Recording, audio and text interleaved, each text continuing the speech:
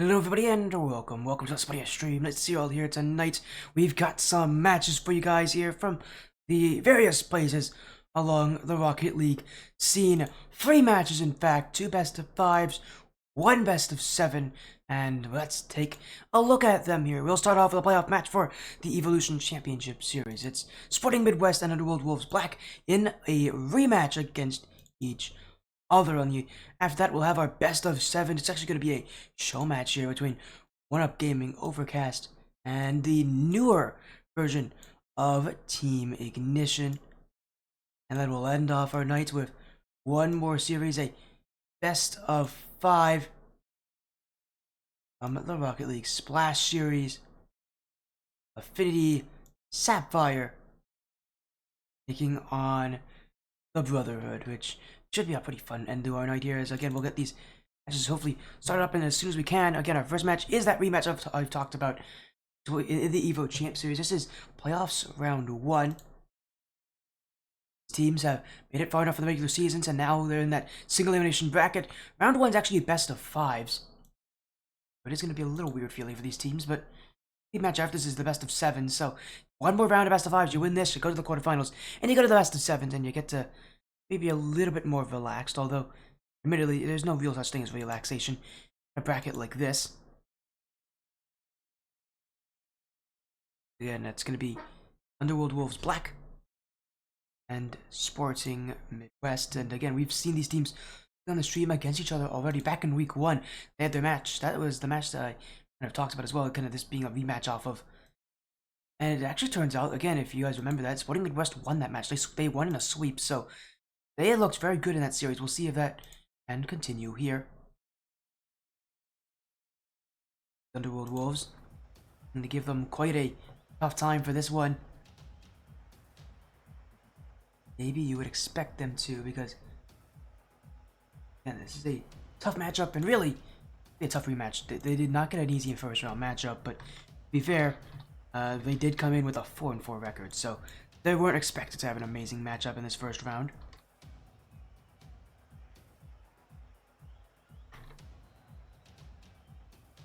As we'll get these teams in, hopefully you guys will want to put in some votes on who you think will win this one on the prediction poll. Again, this match is a best of 5, not a best of 7. Even though it's playoffs, it is best of 5s in the round of 16. In the Evo Champ Series, this is part of Season 1 as well. This is the Mannfield League, so winner of this will move into the quarterfinals, get themselves one step closer to being Mannfield League champions of Evo Champ Season 1. And for Underworld Wolves Black, again, the team that, again, started up poorly, losing this team in a sweep, but ever since then has actually ended off their season with a good amount of wins that, again, they've taken down a good amount of teams. We saw them most recently take down the Baiters on this side, 3-1. So, again, they can take down some pretty tough opponents, but it does feel like that aggression of Sporting Midwest, that aggression they like to go with, and be a problem. But again, we'll get a good idea of how these players will look here. As on the side of Sporting Midwest, actually, I believe it's the same roster they had when they beat this team. So it's gonna be Red Hood, Tack, and Baby Boy jumping in for them. And I think for Underworld Wolves, we'll see who is playing. But I know, I think often, in the last time we saw this roster, it was Aiko, Grim Queen, and I want to say it might have been Tripwire, but I could be wrong. We'll see who they play. Again, they have 4 players out on the team. They're also one of the few teams that had a coach in this season in Complex, so he's been able to stick around as the coach for the whole season, helping the team out. Actually, it looks like it's going to be Deadrex, Aiko, and Grim Queen for the side of Underworld Wolves. As we're going to get these teams in very soon here for, again, this best of 5 matchup. These teams, you got to win 3 games to move on. And this is not a forgiving format. As I said, single elimination. As most tournaments, they end in single elimination. It is not a fun format. It does not take cares to your seeding very easily. So yeah, winning in these matchups is not going to be an easy thing to do. Especially with it being a best of 5, with it being a pretty short time for a match that, you know, is going to end the season of whoever loses. So yeah, for these teams, really just escaping this round of 16 with your lives is really all that you're looking for at this point. Now your season has gone already. We'll get these teams in ready to go very soon here. I think both these rosters actually are fully in. So we're actually gonna get this thing started a little early because these teams seem like they're ready, and I don't want to make them wait. So let's get this series started and underway. Sporting Midwest rematch against the Underworld Wolves Black. They swept them the last time they met, but that was all the way in week 1. This is the round of 16. This is the Evo Champ playoffs, and this is time to take the series and make your way to the championship. Sporting Midwest in the blue, Underworld Wolves Black on the orange. And a best of 5 to determine where you'll end up after the first round. 16 teams have entered this final bracket. Only 8 will move on to the quarterfinals. And after this week, things are going to get very interesting, but already quite interesting now with the fact that, again, these teams are at risk of elimination. Underworld Wolves Black have been able to improve tremendously since that first week loss. Still, every loss that this team has had so far has actually been a sweep. Underworld Wolves are the side relatively emotional at times. If one bad thing goes wrong, it feels like that can spiral into more. But really, they're going to need to do everything in their power to get a goal early. Because if they lose a single game, they're going to be in a tough position.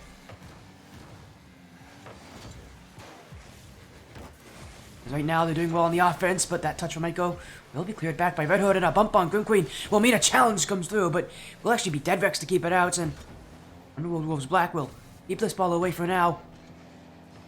Though Sporting Midwest, the usual kind of tenacity in the offense, a high push offense that is one that's going to make things difficult for Underworld Wolves. On the Underworld Wolves side, isn't afraid to play aggressive, but generally speaking, I think they're more defensive than a lot of other rosters, and I think that includes Sporting Midwest in this context.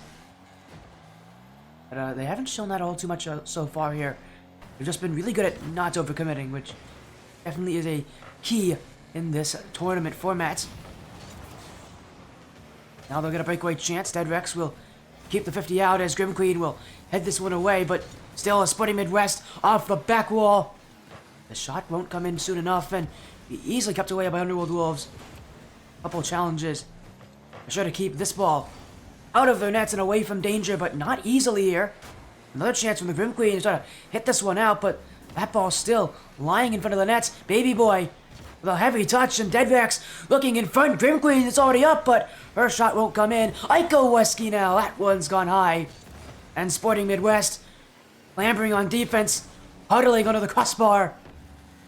Underworld Wolves Black have brought a lot of early shots, but they haven't been able to score, and they won't get the chance either. It's tack, and it's goal 1 to Sporting Midwest halfway through the first game. As Underworld Wolves Black, all they've done on offense doesn't matter when you don't score. Sporting Midwest with the first strike of the series.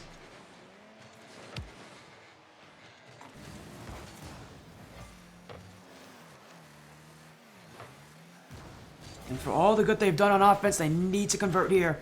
The Underworld Wolves, they've had far too many chances. You really think they should be getting games, and they just struggle to do so. Here, it feels so similar to this team from the struggles they've had early on in the season, which was that offense, just its lack of ability to shoot, efficiently. Really hurt them here against a team like Sporting Midwest, who can do that. They don't need many chances for Sporting Midwest to get a couple goals on. Underworld Wolves, they've been the ones that have had the offense without scoring. They're going to find themselves in more unpredictable situations, especially as that scoreline gets away from them as a follow-up from Baby Boy. That will be goal number 2. Great pressure from Tack there, and you even saw Red Hood forcing Grim Queen to jump for that one early. Sporting Midwest starting to get a bit chippy on the offense, and it's breaking through Underworld Wolves Black.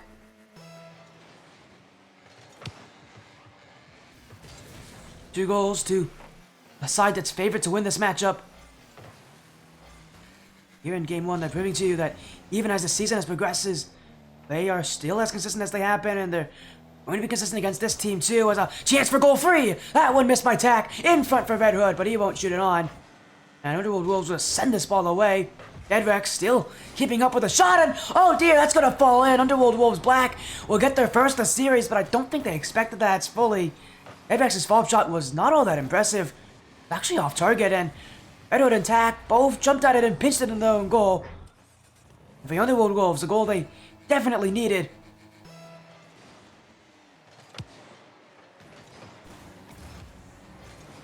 With a little over a minute to go here in Game 1, it's the Underworld Wolves who gonna make this late game comeback. Sporting Midwest won't give them the opportunities here. Not yet, not now. As they'll be on the offense again. Baby Boy in front. Tack will not be able to correct himself after that challenge. And Underworld Wolves will go for this one, but Hood will keep it out. Dead Rex already scored once. Is looking to set up goal number 2, but Sporting Midwest again keeping the ball away. Aiko, he's got this one off the back wall, but it will be Baby Boy to hit it wide. And Sporting Midwest to move to offense is Tack with a 50. Red Hood won't get that one, and well, it means more chances for Underworld Wolves to go the other way as a demo. Trying to create space here, but still they can't read. Baby Boy, second touch, that goes just wide. Nearly able to settle that game right there and then. But still, we're gonna hold down on the defense here. Is Sporting Midwest. Baby Boy leaves it for Red Hood. But Grim Queen in the midfield. This one kept up high, and it will fall in front, but no shot will come. Sporting Midwest will take Game 1 by a 1-goal margin. As they're going to get closer and closer to that quarterfinals appearance.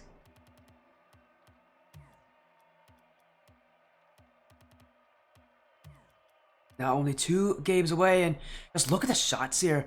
I mean, it's 5-2. There's not a lot of shooting going on. Again, it's all about the quality of those shots, and I will say, I think quite obviously, Sporting Midwest seems to be the team that's a little better at that.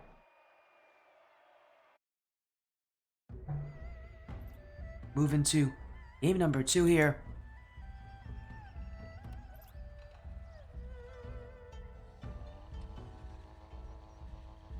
Sporting Midwest, a chance to take a match point already. And with it being a best of 5, it's going to be quite a quick series.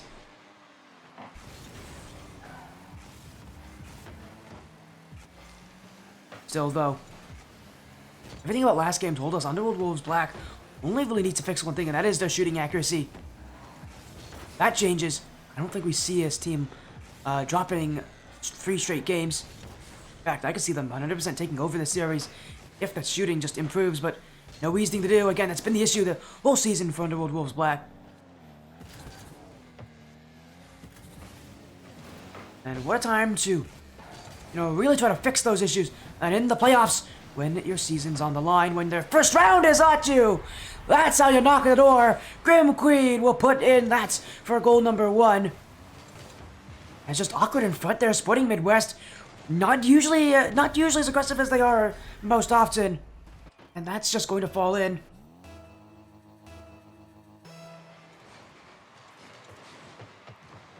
Well, 1 to the Underworld Wolves. They'll look to keep pace with the offense, but sent back in by Sporting Midwest. Grim Queen will get the save before being eliminated from the field. Sporting Midwest still shooting, but none of those shots are going to be all that threatening, and pretty routine saves for the Underworld Wolves to make. Now a challenge from Baby Boy. Oh, that's a great pinch down the field, but not going to end up going anywhere close to that net, and I don't know what in the world we're seeing there from Baby Boy.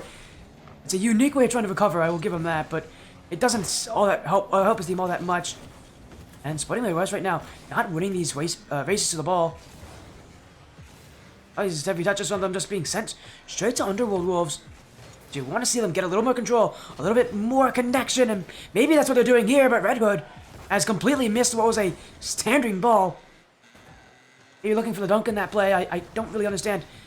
If he was trying to hit that, he didn't do a very good job at it.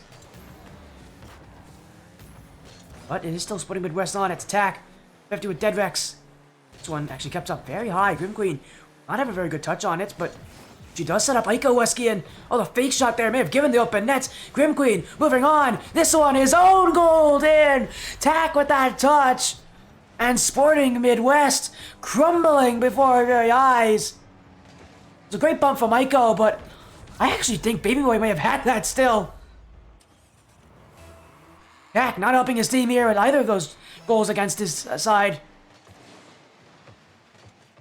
Couple misplays here, giving the Underworld Wolves the lead that they very well could have had in Game 1.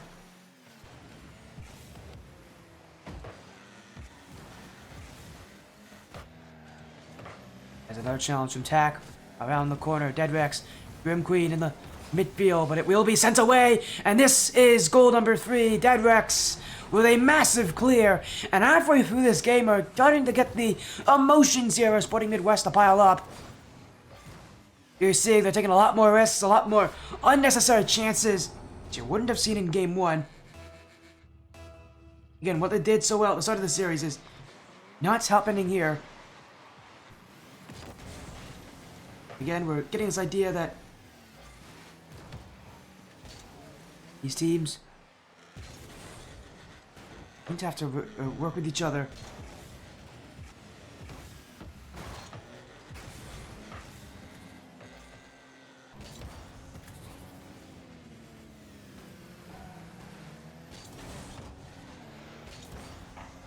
His Underworld Wolves again are that big old lead who have, again, started to improve on that shooting accuracy, albeit a lot of it did come from Sporting Midwest making mistakes themselves. So I don't know how much of a game this really does prove for Underworld Wolves Black. At the very least, it will give them confidence in this series. As a whiff there, Deadrex will challenge, but will be kept up and high. And going to be Sporting Midwest will get to it first, but still that offense up there is just, again, it feels like emotionally they're drained. As the Underworld Wolves have definitely been able to zap their energy after a couple good chances. As maybe one here for Baby Boy, but he can't put it on. And will be sent away by the Underworld Wolves as they're not going to let him have a chance. Another clear from Deadrex. Nearly broke through the defense again there, but he'll go wide. And overall, they're going to get another chance to the other side, but Underworld Wolves aren't really focused on scoring at this point.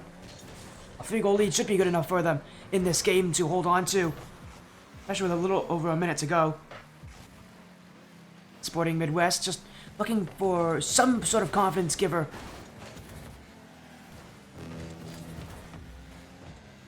In this game, just came down to a lot of mistakes on their parts, a lot of rough challenges, and it just felt like their emotions again got the better of them at the end of this game. And it isn't really helping them either way, because that's a giveaway, but Underworld Wolves won't be able to capitalize on that. Still, Aiko in the midfield.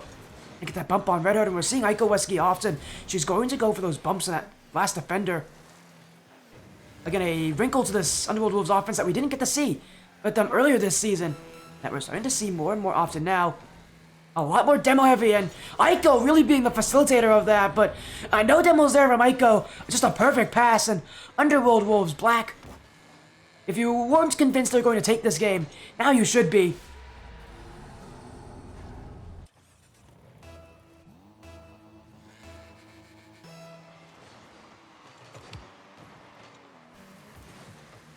And for Sporting Midwest, man, things only seem to be getting worse for them. They'll be very, I'm sure they'll be very relieved when this game's over, when they finally don't have to look at that scoreboard and realize just how badly they lost this one. The Underworld Wolves, a huge adjustment since Game 1. And just a completely different team here, as a 5-0 difference, my goodness. That is quite the response for a team that struggled to get shots in the first game. They're getting enough of them this time, that's for sure. As they'll tie the series up at 1.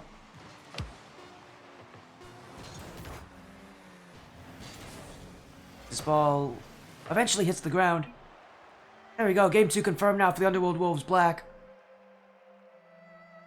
5-0, Grim Queen really stepped up, and so often, you know, when it comes to this Underworld Wolves Black side on offense, so often it's Grim Queen. You look at that B that kind of that really steps up on the offensive side, and so often when she does, this team will win. And they won't just win, they'll win quite confidently.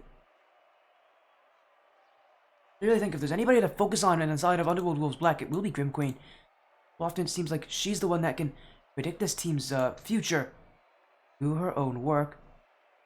Obviously, no easy feat to do that. And admittedly, a lot of those goals did come from Sporting Midwest mistakes, so not to say that that game wasn't deserved for Underworld Wolves Black. It most definitely was. It's just, they're going to have to do it again, I think, for me to really see them as this better side. They're definitely proving they're going to keep up with this series. The Sporting Midwest against rematch against Underworld Wolves Black, a team that they swept in week 1. It's going to be a lot tougher this time with Underworld Wolves being a lot better at just countering their playstyle. A lot just better as a team as a whole. In general, they roster that a lot more used to each other after this whole season. And, with that chemistry, will come better gameplay, and seeing the work of that here.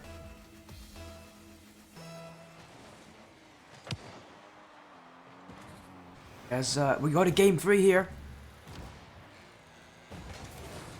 With the series being a best of 5, or this is kind of the midway point, potentially, of it. Again, these matches, even best of 7s can be pretty quick at times. And, again, it feels so fast as well. And to be fair, it kind of is, as it's saved there from Dead Rex, and already Sporting Midwest looking to get a goal, something that they haven't done, that they didn't do last game. Good start on the offense, that's for sure, as infield, Ikowiski will keep that initial chance out, as Red Hood will go in for this one. Iko is floating by, my goodness. A lot of boost users there, and Underworld Wolves do not look all that happy sitting this far back. But it's only one touch from Grim Queen, and already Red Hood not really the challenge, and that's the offense for Sporting Midwest that has to be recreated here, as Ikowiski will save that shot on it. Was actually on target. Great read there from Iko to recognize it that way. Underworld Wolves continue to try to create the offense. As back now, sending it back for Sporting Midwest. Will be challenged though by Ikowiski. And if there's anybody that's been scary when it comes to those kind of touches, it's been Iko. She's been a lot more pass heavy. She, again, hasn't been all that leading on the goal scoring sheet, something that we've seen her do in the past. Again, with a player like Grim Queen on your roster, if she's scoring well, you don't have to really score all that much yourself. I mean, Iko had 0 goals last game. It was her teammates that got everything, and she had a good couple assists, though, to help herself out with, so. Again, she's sitting back a little further. She's not usually the one that ends the plays, but she'll definitely be the one to create them. As a bump now from Iko. Dead Rex to shoot this one! Oh, a save from Tack as he'll pinch it off the post, but already some mischief there from Iko, who goes for another bump attempt. Redirect from Baby Boy, and that's gone in to the top right corner, Sporting Midwest with a 1-goal lead. And a quick transition gave nothing to react to on the outside of Underworld Wolves. As we go into game 3, and an important game for both these sides in terms of the series. That's a great goal to get your confidence going.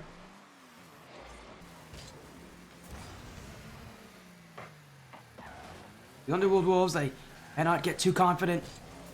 Still a lot more series to go through, and still a lot more unpredictability that always comes with the playoffs. Always comes in this kind of situation. As off the sidewall, Red Hood will send this one long. Grim Queen will use all the boost she has to get this one out. It'll be Underworld Wolves who are going to be the next ones to do this. As, oh, what a flick that is from Grim Queen. Some great stylization on those mechanics. But it won't be able to get very far there. And Sporting Midwest will send it back as a dunk from Baby Boy. Dead Rex still keeping up with it, but only 2 minutes to go. Sure, it's only a 1-goal lead for Sporting Midwest, but anything can happen, and it might be a goal too, as that one saved away. Tack to take it in, but it will be Iko who stands in the way. Now Red Hood will keep it wide, and Underworld Wolves just send this ball out. They want nothing to do with playing defense anymore, out with how sketchy things have looked at times. Won't be able to challenge here all that easily. Baby Boy, another win in the midfield. Another one that goes quite close to that net.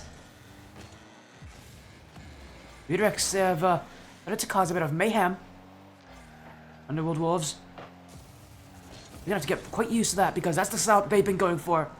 Has been a lot of those occasional bumps and demos. Feels like Sporting Midwest really just wants to do that same play style against them and do it better. For this game, it has felt that way. As little touch in front for Red Hood. That's going to find Baby Boy. And his second of the game. Baby Boy leading the offense for Sporting Midwest again. As no one waiting on the back wall for Underworld Wolves that defense fell apart a bit too quickly and a bit too easily for their liking.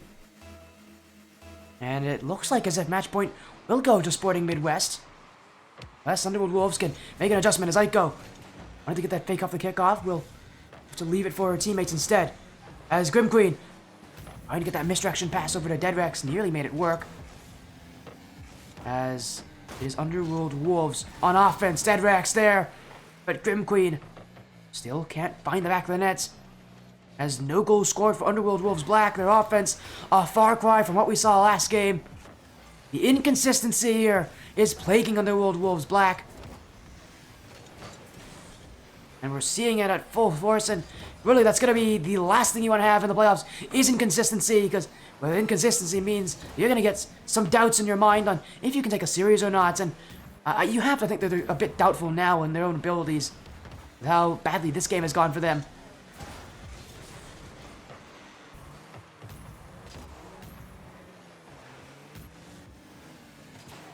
As time will eventually run out, Underworld Wolves won't get a goal this game. In fact, they almost got scored on a third time there.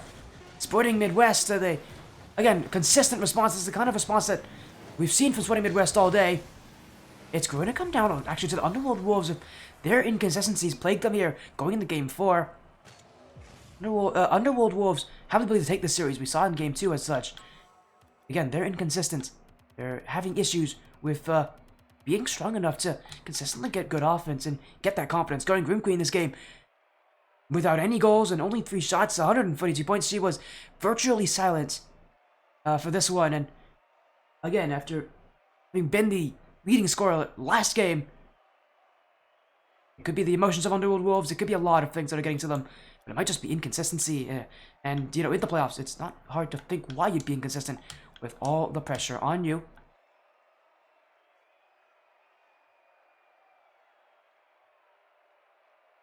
Sporting Midwest only 1 game away from taking this series. Very good position, but they'll need to hold it. Game 5 doesn't seem all that unlikely.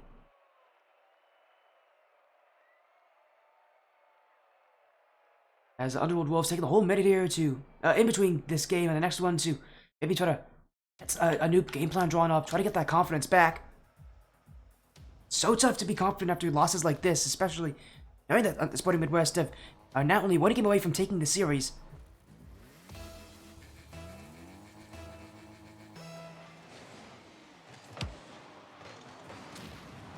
Underworld Wolves Black. Their time to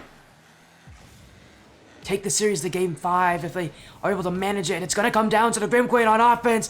And the dunk from Tack. This one's going and gone. Sporting Midwest already with goal 1 is Tack. I don't know how on earth he got that dunk and predicted that shot perfectly. But he did. Maybe a little bit of fortune. Whatever it is, it's Sporting Midwest with a goal lead. And Tack will take it. 14 seconds in already. Whatever they talked about in between games for Underworld Wolves Black, I have a feeling it probably wasn't that. Now they've overcommitted again here, and they almost had to pay for that as well. Just surprisingly weak on the rotations here are the Underworld Wolves, but they'll hold on there. Now Baby Boy bouncing Dead Rex. The rotations of the Underworld Wolves back in order. As Sporting Midwest waiting on this.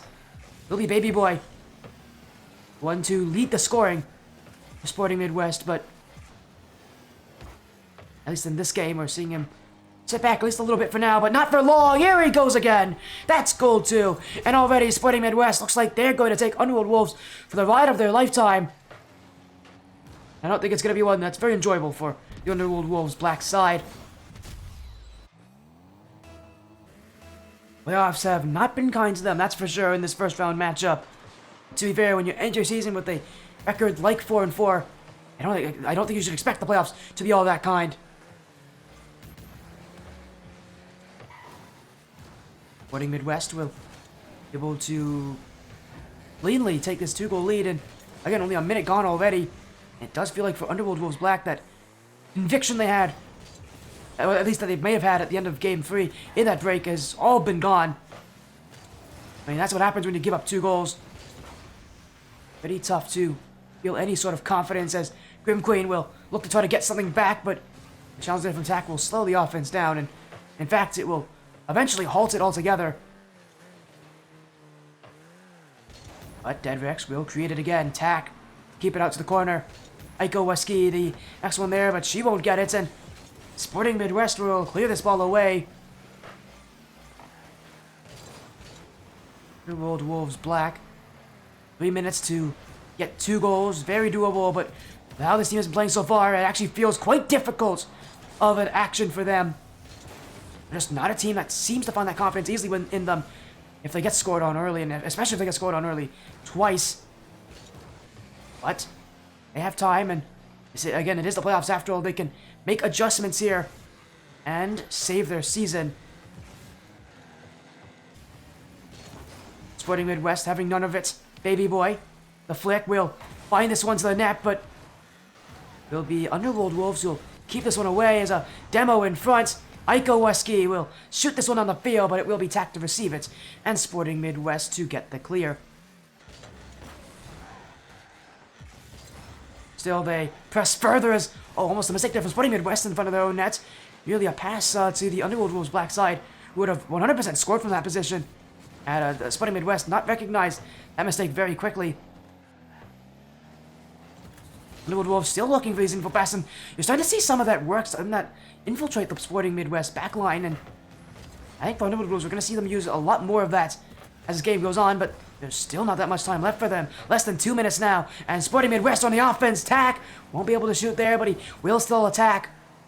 Sporting Midwest staying close to the ball. Baby boy, this one sent to him, but it will be saved by the Grim Queen, and it will be cleared away by Aiko Weski. Bruhtherhood. Oh, good bounce there. Aiko Weski will have to be next to it as Baby boy, this one off the crossbar, and it will be kept out. Underworld Wolves gonna fight their way back here. Time is running out. Their season is running out. And they need to get 2 goals in these last 60 seconds, or else they will not be able to play again this season. Underworld Wolves Black, more aggressive now than ever, and for good reason. Deadrex missed it. Aiko at score 1. Underworld Wolves Black, they haven't given up. If anything, they feel even better right now that they are playing with desperation.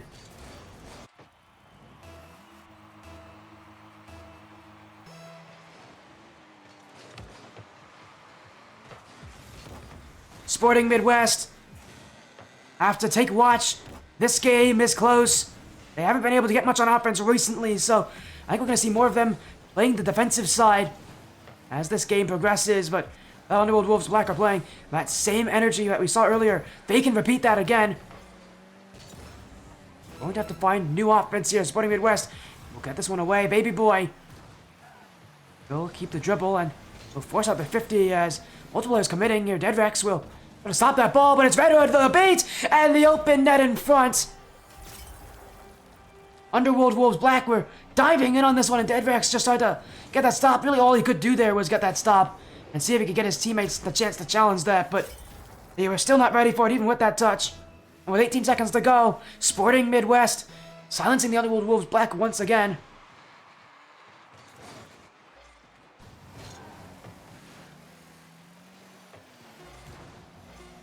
And as time runs out, they get any more chances, the answer is a firm no. Sporting Midwest have beaten Underworld Wolves Black again, and this time it's to move to the quarterfinals.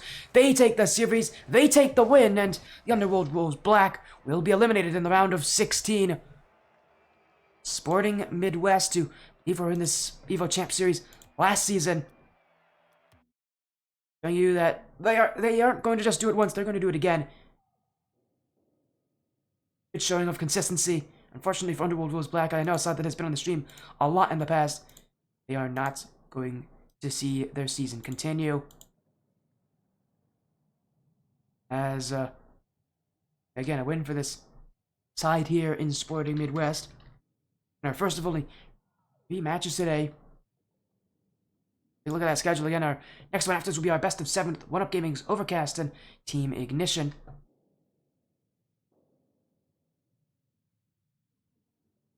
After that, it's going to be our Rocket League Splash Series matchup tonight with Affinity, Sapphire, and the Bruhtherhood. That'll be our best of 5 to end things off.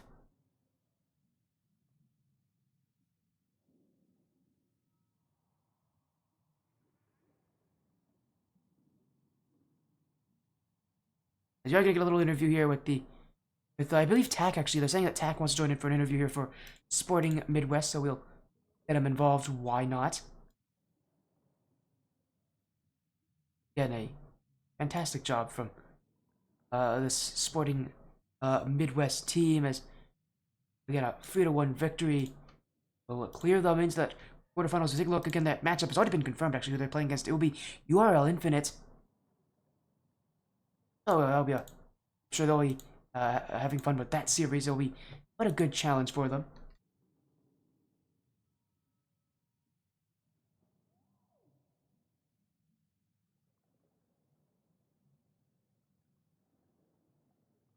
As joining us here will be TAC again, a win there, a 3-1 victory, and there he is. TAC's jumped in. Hello, Jack. Nice to see you. A win in the round of 16. Your playoff run continue here as you prove once again you are better than Underworld World Black. How does that victory feel? No, it feels honestly pretty great. We were kind of nervous there that second game, but we talked it through, had our game plan set and we executed. That's all anybody can ask for. Yeah, well, what is it like to play this team again this season? Because you knew that this team got better. You obviously got better, but what is it like to play the same team again? And because you know this team, you played them in week 1, so is it a little weird to play them again, or did you just kind of take it as if it was a team that you never met before? We knew who they were. We knew that what we knew that obviously knew the results of the last game, and we came in it thinking that they were gonna have improved, and we knew that we improved as well, and they really did show that we saw the improvement, and it got us a little nervous, but we held it together. He did, and even though they took game off you guys still looked like a stronger team. It really felt like it by the end of that game. You guys kind of got a little more comfortable. Is that true? Did you guys kind of get a little more comfortable by the end of that series, realizing that you are the better players and the better team here tonight? Yeah, we like I said, we got our game plan, after that second game, and we pulled it together, worked more as a team, communicated a lot more, and we got the job done. Well, yeah, you did. In your next round in that playoff brackets, if you take a look at it here on this stream again, I mentioned already is URL Infinite. So, and with it also being the best of sevens, what are you guys gonna do? Because a best of 7 series is a lot longer and a lot more intense. Yeah, we just gotta hold it together longer. We have to stay focused and keep up the intensity through every game, and that's what we're gonna do. And love to see that there from you, Taki. Big win for you guys to prove that you are the better team here tonight. Congratulations on your win. And of course, before you go, let's get a little. We gotta get some shoutouts here because you joined in. So, is there anybody out there that you'd like to like to thank for supporting you guys so far through this regular season and now into the playoffs? So, is there anybody you want to shout out specifically before we're gonna move on to our next series? A shout out to the whole Sporting Midwest team. We've come a long way, and wouldn't be here without anybody. So, shout out to everybody. Congratulations on your win, Tack. Thank you so much for joining in. Good luck to Sporting Midwest as they continue their playoff run. Have an amazing rest of the night, and hopefully we'll see you again next week when the quarterfinals begin. Thanks, Brody. Appreciate it. And that was Tack there on Sporting Midwest with that. And talk to us about that 3-1 victory. You guys could already probably tell. New series, new teams. It's 1UP Gaming Overcast, Team Ignition, the new Ignition, not the Blacklight Ignition. This is a different Ignition. This is the other main Ignition roster. It's a little weird. They have 2 main rosters, but this one, a new version of Ignition. We'll get to see them and some returning faces, but for now, we're going to go to an intermission. We'll be back soon with our best of 7.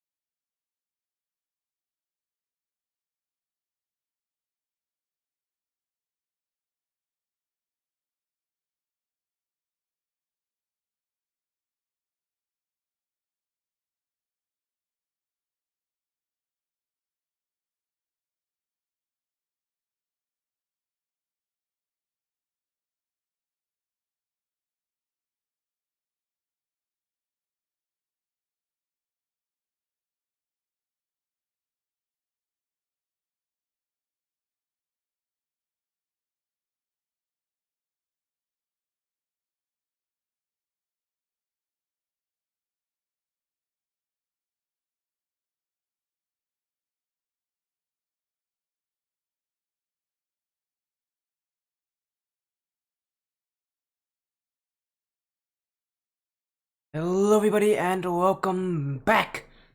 The Sportiest stream is still live. We've got a best of 7 on our hands. 1UP Gaming, Overcast, and Team Ignition. Best of 7 series here, and again, new rosters for both of these sides. This is, again, the Ignition that generally plays in the Skyward series. They've made tons of changes since the end of last season, but most recognizably, obviously, adding Ruby back in, who was on this team before, and Rizzy as well, who's been a long-time teammate of Ruby's. We last saw them together, I think. Oh, I want to say the last time those two were teammates I remember of was Happy Sports, but I think they might have been teammates after that as well. Again, solid roster. I know that they're also on. I know Ruby was on Aligned as well. I believe Rizzy was his teammate for that as well. So they've been on. And on the other side of 1UP Gaming's Overcast with Preston, Nicoli, Blue Sabres, Chronicle, and Niels. You'll recognize Blue Sabres, obviously another caster, and the Orc owner of 1UP Gaming, and Preston, who's been on a couple different rosters, but I think most recognizably in Demonic Phantoms. What league is this? This is actually a show match, my friend. This is a show match. So, no league, but I can tell you these guys are around GC. This around the GC1, GC2 rank level. But around GC1 more, rather. I should probably say. For this matchup, as get both these teams in the lobby as soon as we can. So let's get these guys in again for this best of 7, as I've already stated.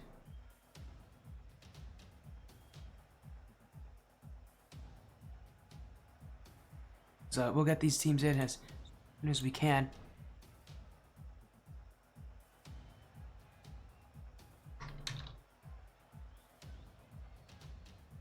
Again, we'll get things going for both these sides. Again, a best of 7 series. Both these guys very likely going to be playing in the Skyward series next season. Here, but reminder, we have one more match after this tonight. Affinity, Sapphire, and the Bruhtherhood. Always a fun time in the Rocket League Splash series, so we'll get ourselves involved in that as soon as we are done with again, when we're done with this match, we'll be getting to that match after at 15 minutes past 10 p.m. Eastern.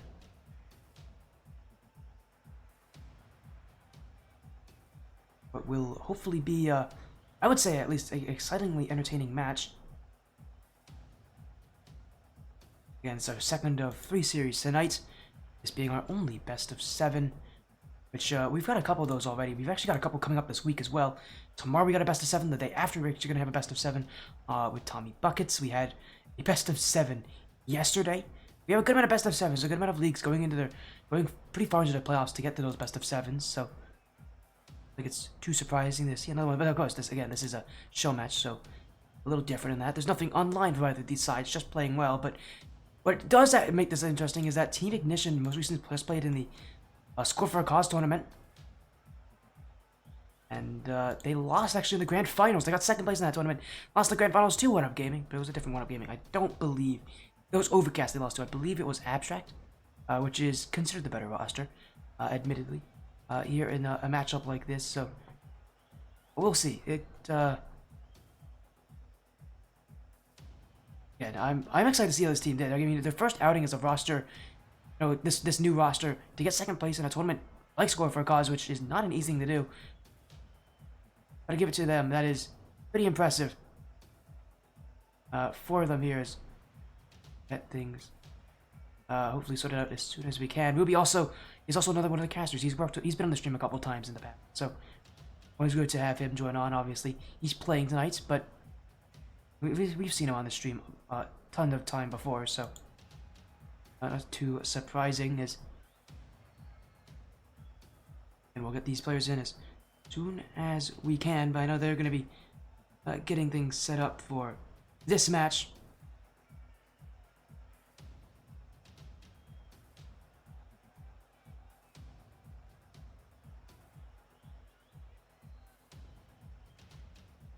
And we're just waiting on updates here. You said this is a show match. What ranks? GC1. This is a GC1 matchup. I believe that's the ranks these players are all at around here. So GC1 is a pretty good estimate. Cody, I know for a fact, is GC1. I believe Ruby and Rizzy are also GC1 as well. So I think it's a GC1 matchup.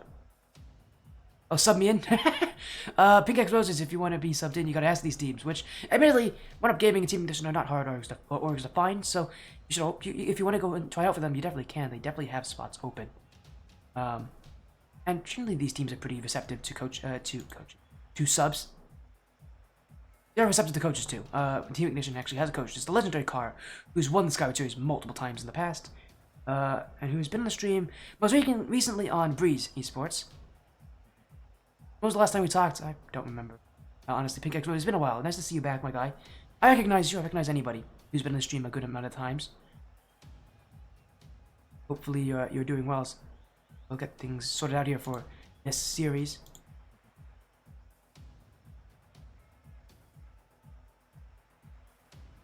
And just making sure everything is set up and ready. Prediction poll is live, by the way, so if you want to get your votes in, now's your time to do that. I would definitely recommend it. You wanted to tell me who you think will win this matchup. So many people do it. It's fun. It puts a little a little symbol next to your name, and if you have a good prediction, you get to be the smartest person in the room. Which, I mean, for me at least, as a guy like me, I like that. So we'll see how these teams do. But again, for Team Ignition, going off losses is kind of a revenge matchup against the org that beat them in the finals of that Score for a Cause tournament. Ignition, I believe, had to lost in the upper second round before making a impressive lower bracket run. Other teams that we've seen on stream like Cloudy Blue. So again, this new Ignition side is quite solid. They're really good. They should do pretty well. And also, what's nice about it is the chemistry between these players. Ruby, Cody have some pretty solid chemistry, and of course Ruby and Rizzy, who have been teammates for a pretty long time, also have great chemistry. So pretty nice, pretty fun to see these guys back on Team Ignition here. And Ruby and Cody, it's been a while since he's been on this org.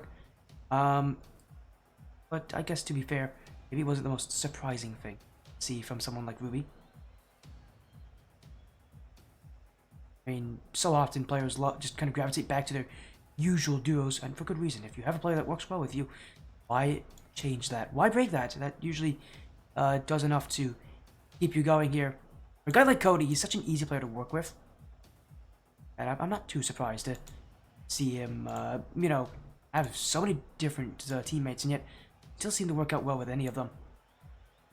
As we're gonna get these players in here for this matchup on, as both these rosters actually have just joined in. So obviously for Ignition, they only have 3 players, and Cody, Rizzy, Ruby. On the other side, it is going to be Preston, Niels, Blue Sabres, and Nicoli.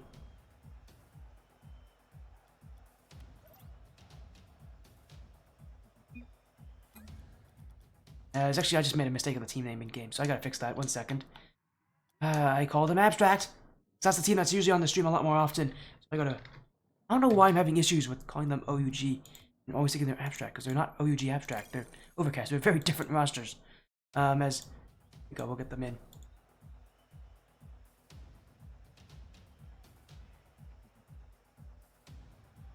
Hopefully we'll get these teams back in for this. Sorry about that, everybody. Nice thing is we have a little over an hour for this match, so we have easily enough time to get this series over with, but yeah, we'll get them back in here. As again, whoopsies on my part for making that mistake. Can't believe I did that. As, again, we'll get ready for this nice best of 7. As there we go, a best of 7, as I said already, a show match of 2 solid sides. It's the new One Up Gaming Overcast roster and the new Team Ignition roster here. Teams that will very likely play in the Skyward, in this upcoming, not Skyward Series, I should say, Royalty Series. It's under a new name now. OG Overcast on the blue, Team Ignition on the orange, and it feels so weird to see Cody and Ruby on the same roster together. That was the Ignition actually that kind of got me into this org in the first place. I was on Ignition for a pretty long amount of time, and again, it was Cody and Ruby together with Razix made up that original starting lineup for Team Ignition Academy of ours that won the Blackline Championship Series in Season 11 in the Academy Division, and well, since then, it's kind of interesting as, after Ruby has left, to see them back on the same roster, but they are, and they're already off to a good start here as Rizzy, that new player to the Ignition org, putting in goal number 1, and you're already going to see a lot of this from Cody, where he gets passes and he finds teammates. He's just so good at it.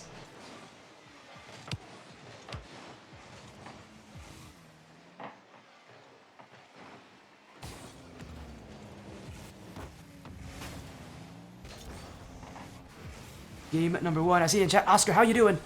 Nice to see you. I'm doing just well myself. It's been a great day so far. I mean, I've been enjoying it thoroughly, and I love to see this Ignition side back on. It's, again, for me as a guy who's, you know, been connected with this org for a while, always fun to see them back, as on the other side, though, Nicoli will put in an answer, and we'll just come off of a miss there from Rizzy, and, well, unfortunately for Cody, it's not an easy read to make there. He kind of outplayed himself there by going to the wrong post, and it only makes things tougher, as we will, as you cast early in the mornings.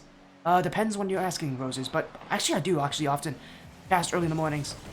When it comes to, like, European matches, if that's what you're asking early. That's not really morning, though. I can, if it's, like, days where I'm not going to my classes. Yes, Roses, I do. So if you want to book me early morning stuff, just let me know, and maybe I'll be available for that. Is 10 a.m.-ish? Depends what day 10 a.m. is. That's a good shot there! Oh man, Ruby is gonna put one back in. Maybe I'm a little bit distracted. It is a show match after all, but it's a great shot from Ruby, and that will go in as, do you cast 1v1s? Yes, I cast a good amount of them. I love ones. It's a great game mode. But it really depends. If you're talking about 10 a.m., it depends on what day at 10 a.m. I'm usually available at that time. Nobody books me at 10 a.m.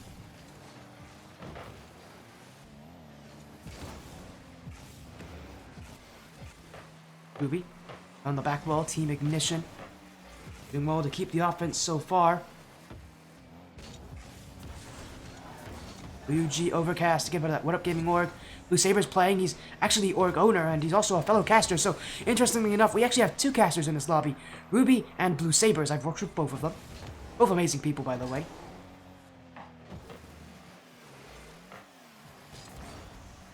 Both these rosters being relatively new, this is more going to be, I think, a lot more of a practice match for both these sides than anything else. Is they're just trying to get used to each other as an own goal. That's going to go in for Blue Sabers, but the sad thing about that was that Ignition had that play.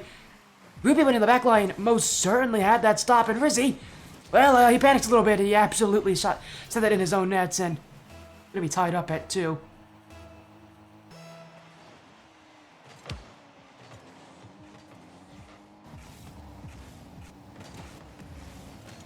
There's another one for Overcast. Now we're getting a lot of goals this game. The lead will go in their favor as we'll just continue the scoring here with Nicoli off the ceiling with a drop down pass to Preston.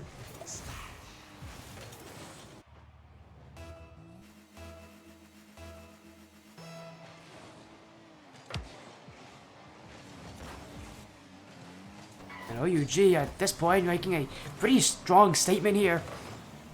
Again, for Ignition, as a good roster they are, they still need time to probably get used to each other. And admittedly, players like Preston are not going to make that life very easy, as they love to be aggressive. As another mistake on the defense from Ignition, and all of a sudden here off the kickoff, they have just completely lost semblance of that usual playstyle as Rizzy and Cody in the exact same position, and well, they kind of ran over each other there. Another goal for Overcast as they'll take a 2-goal lead at this point. We're only like halfway through. We've seen a ton of goals already. I expect this game to actually be quite defensive than the rest of the series. That's usually how these series go. They start off with so many goals. Teams focus on defense a lot more. Ignition. Pass by Rizzy. We'll look for Cody, and that's going to go off the back wall. Blue Sabers will miss this, and it's open, as I thought Ruby was going to save that for a second. Rizzy will score, though, and it's Ignition who now cut this lead down to 1.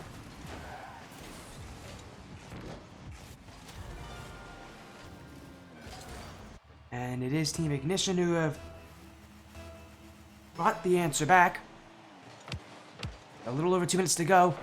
We've seen a combined 7 goals from these sides already. It's just game 1, so well, we could be seeing some very high-scoring matchups here as Ruby. A second touch off the back wall. He's got the mechanics to go for that, so you will see Ruby, you know, oftentimes go for those plays. But what really I think makes players like Ruby scary is not that he's mechanical, but he's consistent on a lot of the simple things. I mean, people love to talk about the flashy stuff, but it's never the flashy stuff that wins you matches. It's always, if you're going to win by mechanics, it's the simple mechanics. It's the things that you do all the time. Can you do the tough things well and consistently well? Players like Ruby can do that, and we've seen him on the stream do that often before. And there's a reason why he's teamed up with Rizzy as well. Rizzy also pretty similar in that regard. Although I think Rizzy's a little bit more aggressive at times than Ruby is. Ruby will go again. Actually, when Ruby was first on the stream, he actually went by the name of TJ. Went through a couple of name changes, that's for sure. Ruby. His first name was TJ on the stream. That's an old name. For a lot of you guys, a lot of you are long-standing Ignition fans. I'm by Ruby for a while, but he did change his name, I know, a little bit in between as well. What was that other name change that he went to? I don't remember it exactly. I really should. I know somebody over there in that chat would know on the Ignition side. I really should know it. I know he changed it. His name just changed it a couple of times so far on this stream. I believe Ruby was his second name change. That was also his fourth name change, so I think it's the name he's going to stick with for now. Again, I know he first joined on as TJ. As he'll now look for the pass in front. Cody won't get it, but Rizzy on the backside, and that will go wide. Ruby to shoot. Rizzy, will he get there? He will! At 1 second on the clock. Team Ignition push for one last gasp, and it will work. The panic in front, and Ignition have found something to work. This game is tied with a second to spare.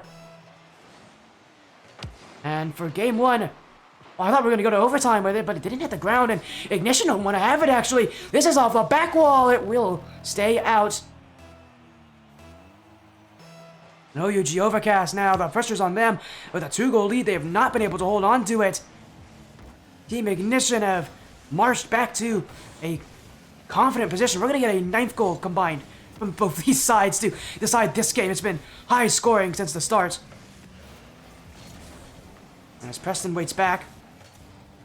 Look, try to pierce through Ruby, but Ruby off the dunk by Ruby, just off the post. Ignition will go again as Cody, I think he was looking for Rizzy there, but Rizzy was not even expecting that pass.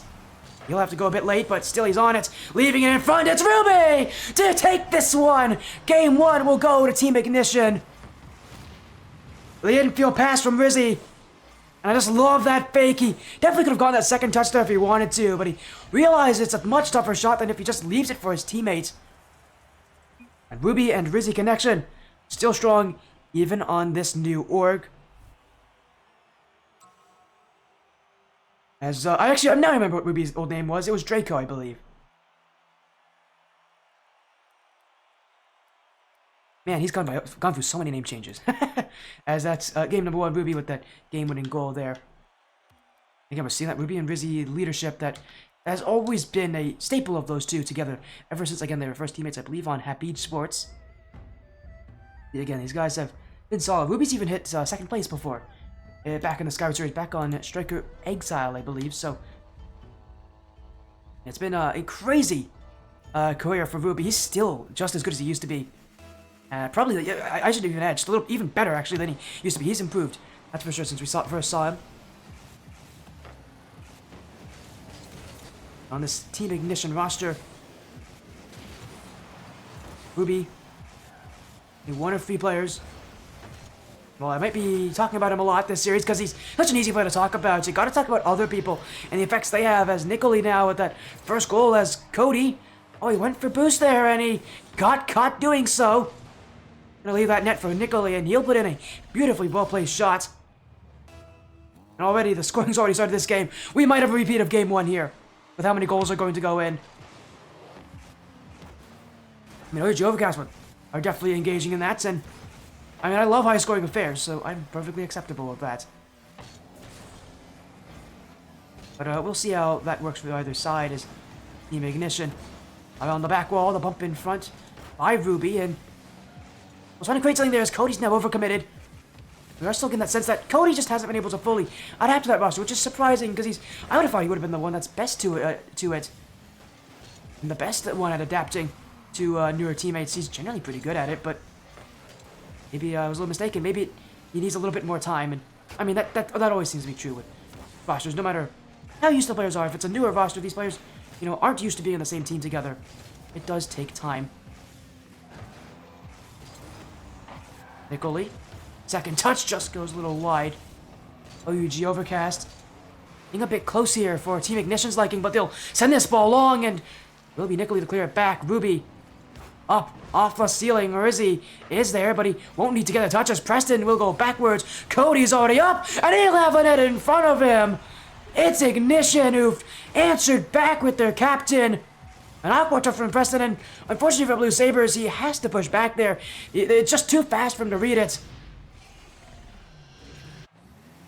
And it will be Ignition who are going to get to that challenge first. As now the kickoff is from Preston. Ruby just didn't put it in, but Cody will jump. He'll fake. Rizzy, I don't think he was on the same page as Cody there. And neither is Ruby. Man, he jumped early on that, and he is going to pay for it. OUG Overcast with a gift of a goal. Ruby just got a far too confident. And Team Ignition...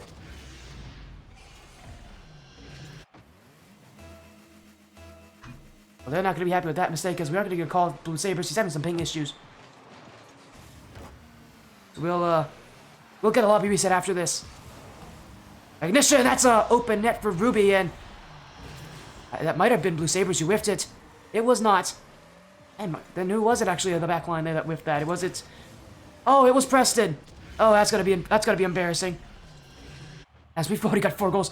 All right, guys, let's get into another high-scoring game. Let's strap in and get ready for it.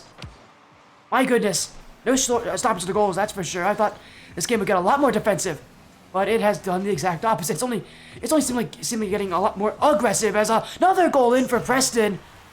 At this point, does defense even matter anymore for these sides?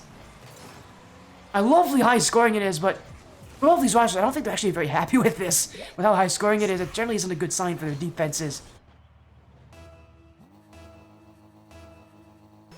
But it's exciting for people like me who love this game, so I'm all in for it. As is Ignition again with Ruby. Reset, we'll utilize it, that's why, but Cody will put in another right off the kickoff. Man, this is going to be a long matchup. I'm all for it. Team Ignition, another one that's tied at 3-3. We had 9 goals scored last game. We are very likely going to beat that this game.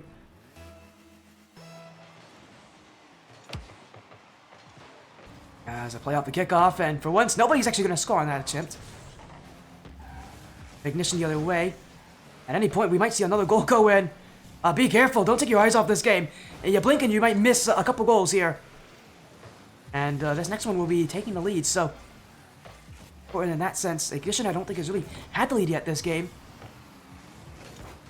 Sure, they would love nothing more than to get it, but that is not going to be an easy feat when they're getting beaten like this. As Rizzy now. Oh, Preston's whiffed it. Rizzy with room to work with. He'll dribble it in front. Rizzy by himself. This one a demo, but he's pumped into that clear. Will still be Ignition's ball. As Ruby now. His chance. The wave dash flick. That going just wide. No other challenges as Cody. Late defensive there. He had Rizzy behind him, and he's going to regret that as a save from Ruby on the goal line. Great awareness. Recognize Rizzy didn't have that. He was getting bumped off the ball, and now he'll be bumped off again by Cody. Panic for Ignition, but it will eventually calm down as Cody just, again, does not feel comfortable in this roster. We've seen before on the stream, even with the Blackline roster with Brian and Bingo Brian, that oftentimes it's Cody who seems to be the most out of line with the rotation. I think for him it's going to take a lot more time. He's going to get used to teaming up with Ruby and Rizzy and their pretty aggressive way of playing. As a chance there. Great save from Cody. Ruby will hit it out. Cody, not even just famous for his, time on Team Ignition, which has been a long time.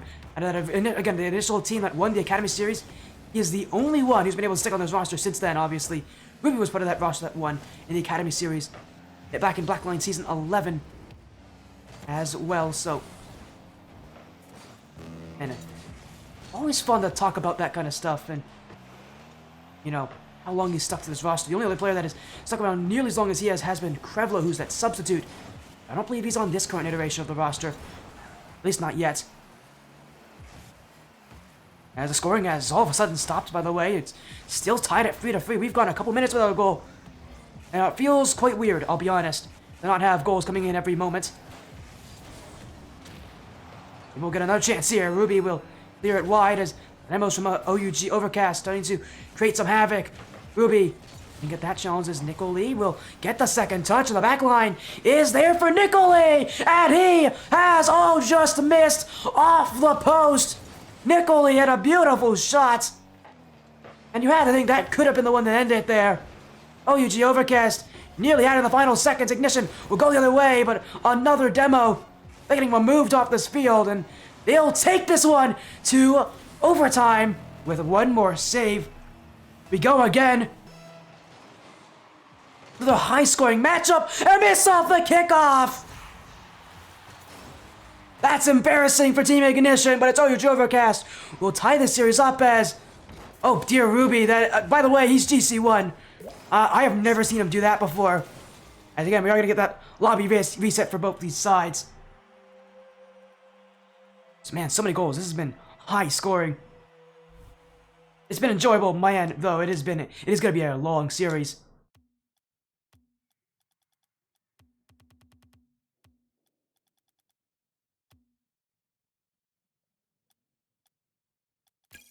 As we'll get these teams in again.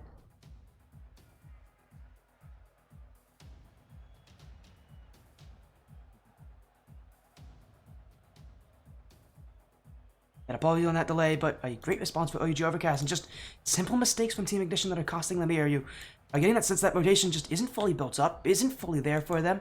I mean, it is a new roster, so they are trying to get used to each other, and I get that sense that they still need a little bit more time to fully acclimate to their surroundings. This series will do in just a moment here. It's tied up at 1 each, and with already 20 minutes passing by, this is a long matchup. I think it'll be worth it for all the action we're getting here tonight. The OUG Overcast has brought this series to its tie. It will force this one to become now a de facto best of 5. How many goals we're seeing, it's really going to come down to whose defense is a lot stronger. Take this series. Who makes less mistakes, and because both these sides have definitely been prone to that, and we're seeing again these newer rosters try to form and work with each other so often. The defense is the last thing to really get solidified. Right, so many times the longest running rosters usually are some of the more defensive ones. Again, as the series progresses, I think we're going to see those defenses tighten up as those offenses now need to get a little bit more creative. They're getting the same kind of scoring as Preston now. Maybe doing it there. The pass down for Nicol Lee, but it will be cleared away by Cody. Blue Sabres won't have it, and Cody actually expected him to do so. You'll get dunked out by Preston, and it is still OUG on the ball. It's Cody around the corner. Preston now back the other way, and it is Team Ignition. As I was going to talk about Cody a lot more last game about, him being famous as the leader of Ignition. He's also famous for some other works he's done in the terms of bracket spreadsheets. If you guys run a lot of tournaments, you'll recognize he actually is the one that makes a lot of the brackets for rosters in Google document forms. I think recognizably he did it for the Ascent Tournament series. He still does it for us as well. He's also done it for the Skyward series, among various other leagues.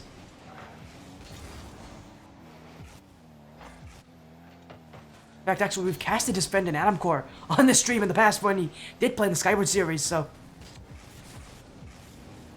And those two are a pretty recognizable pair, I think, when it comes to, that realm of Rocket League. Right now, bracket spreadsheet Cody is no more. It's just about Ignition Cody. Now he'll play on this field. And in fact, he'll have to play pretty well, because it's now 1v1 with Blue Sabres. He's got a pretty good mechanics for this, and yes, he will put it in. And that's probably the last person on me on a 1v1 is Blue Sabres. This guy's pretty solid at that kind of stuff. He plays a good amount of ones, so beating Cody seems more likely than not for Blue Sabres. And halfway through Game 3, we're getting a goal here, but again, with it becoming a lot more defensive already, as predicted. We're going to come down to, again, the defense that makes a difference. Really that consistency as well as OUG Overcast with, again, that 1-goal lead. Looks like they're breaking through a little more easily as Preston try to sneak one there past Ruby. They'll look for an infield pass. Rizzy, the flick above. Preston will keep him out. UG Overcast will keep this ball out as great beats from Preston. All by himself as well, but he will not be able to get through Rizzy. And Ignition will wait back for the clear. So far, pretty calm from both these sides. We haven't seen too much when it comes to the formula, I think, of adjusting. Although, admittedly, we have seen a lot more demos from OUG Overcast. We saw a lot more at the end of last game. We see a lot more of this game as well. Ignition hasn't changed their playstyle at all, but I'm recognizing it's actually not a very fast playstyle when it comes to how they're playing off those demos. They're very susceptible to them.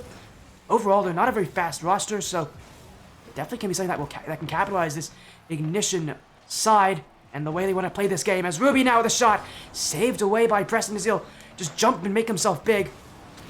Ignition will have to wait back again as will be Preston to the back wall. Preston, second touch! Oh, he's nearly found it, but it will be gone away. A 1-goal lead still in favor of OUG Overcast, but number 2 doesn't feel far off with how they're playing at this point. Rizzy. We're Team Ignition, looking for something. That might be it, but Nicolai will be there to keep his team and bail them out. As now, Cody. Off the corner. Still Cody. He'll force a touch from Preston as it goes straight to Ruby. It will be Blue Sabres to keep it out, and it will be Team Ignition to have to go all the way back to play the defense. Cody won't shoot, but it actually gives Ruby time here to get the offense themselves. It may have actually helped Team Ignition in the long run that Cody didn't get that shot. Oh, but that miss from Rizzy is going to take away any sort of benefits they had. As they'll lose the ball again, Ruby is still challenging. The offense for Team Ignition, much more quiet this game. OG Overcast, changing up those challenges, changing up their positioning, making this game a whole lot closer, but I think for them, they'll love the idea of shutting down Ignition in any way possible. Gotta do it for a few more seconds and a few more chances. Ruby will not let it be easy, but Blue Sabres will clear. Rizzy, the challenge and keep it up. Oh, but a miss from Ruby, and that's going to take game 3 for OUG Overcast. They've taken the series back here, and it's Ignition who this game have struggled to get shots.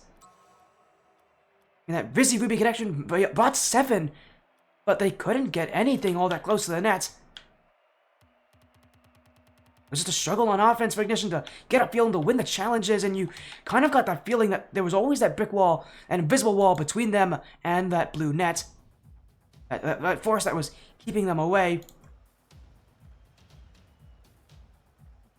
We'll go into game number 4.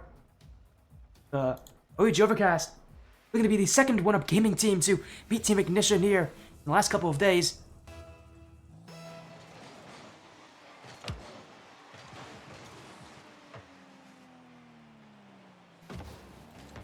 I mean, earlier today on X or Twitter, whatever you call it, it was Ruby who made the comments that he would never lose to another one-up gaming side.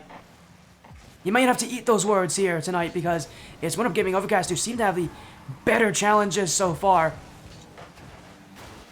It's Ignition who, while they have these chances, they haven't been able to score on them. Again, that force of OUG Overcast and their challenges have kept them away from making those shots any more dangerous than they have been.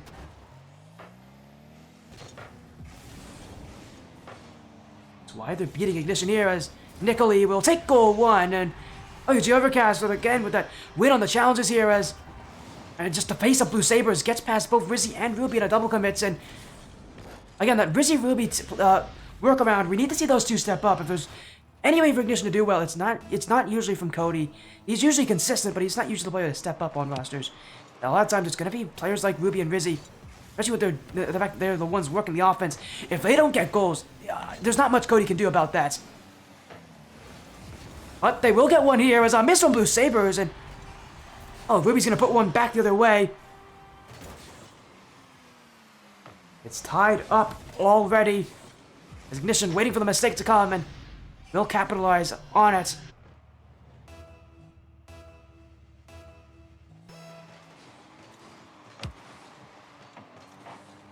OUG Overcast. And it's 2 straight games already. They've been confident, although they haven't been massive wins. They've all been 1-goal differences. Confidence really does matter for these sides. I mean, it's going to do wonders for this Overcast side as Blue Sabres now. To shoot that one, Cody will keep it out as that might be an overcommit. Ruby will go for a goal, but he's missed. Cody's missed as well, as Nicolai will get in the way. Ignition, that really should have been 2 for them. I mean, with the net that open, there should be no other option than scoring from that distance. Maybe Ruby expected a little bit more to wait for him, but whatever it was, never really came, and they're going to have to answer back. They're going to have to get another chance. This one off the corner. Nicolai to shoot it, and that's gone in. Blue Sabres will make Cody wait, and all he needs to put that in the back of the net. OUG Overcast again winning all the challenges, the consistent part of their gameplay. When they win those 50s, they aren't losing.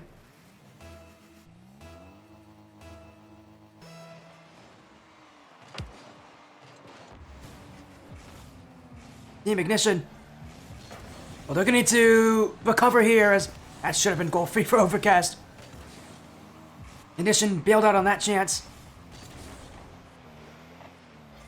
OG Overcast, again, for them, it's all about winning those challenges, being the faster team, and they have succeeded in that so far tonight. All they do is continue it for this last half of the game, and they'll be on match point. As Blue Sabres, geared away by Cody. Preston will keep this one away. Team Ignition will continue to challenge as that will go high, and Blue Sabres will keep it away for another chance. Team Ignition struggling to, again, get meaningful shots on that net. A lot of these plays coming from a distance, really more to set up the offense rather than actually put the ball in the back of the net.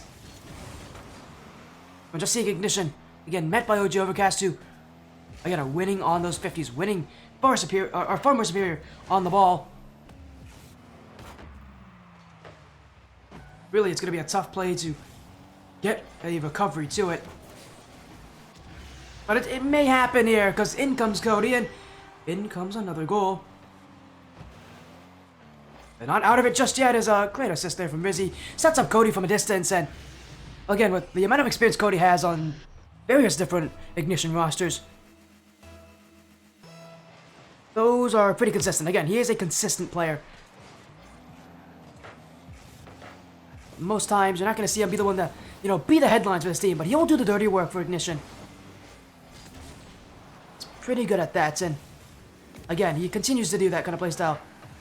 Even to this day, he hasn't changed all that much in the time that I've known him, which has been a long time. I've known this Ignition roster for a while, but man, they're really struggling to get the lead over OUG Overcast. As another one from Nicolai, as a misread off the corner from Rizzy, and that's all they need there. One mistake, and OUG Overcast will score. For Team Ignition, they really can't buy themselves a lead in the series. It just is not coming to them.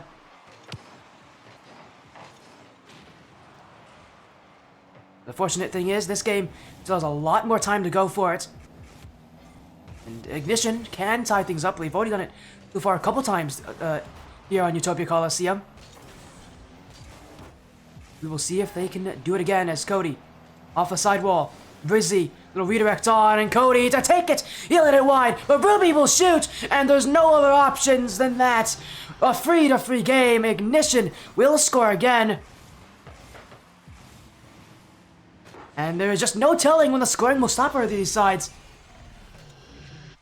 Another dramatic game here, and again, I am pleasantly impressed with the amount of goals we're seeing from these teams. But when it is high scoring like this, it seems like Ignition oftentimes can get their confidence mixed up sometimes. I mean, right now, they just don't have that lead. They have not been able to take the lead over OUG Overcast. But this might be their chance. A pitch! Oh, the inside out contact there from OUG Overcast, and it will help assist Cody's shot. Blue Sabres panicked, and he didn't help his team in any way, adding power to that one. And the lead for Ignition now is settled. 42 seconds left. Chance to tie the series up at 2 games. But time remaining for OUG. They'll need to use it wisely as Nicolai Off the back wall, Preston won't be able to jump for that one. He's read by Ruby. The Blue Sabres. Oh, it's a miss from Cody, and Rizzy's gonna wait. Blue Sabres gets the beat, and it's Preston all the way. OUG Overcast, and again, it's just one mistake from Ignition, and that's all they need. A whiff from Cody, and OUG Overcast will take over from there. One mistake from Ignition. That's how scary of a series this has been for them. OUG Overcast are not letting them get away with those misplays. It is such a ruthless gameplay that they're going for right now, and my goodness, it would make a lot of teams at this level very annoyed.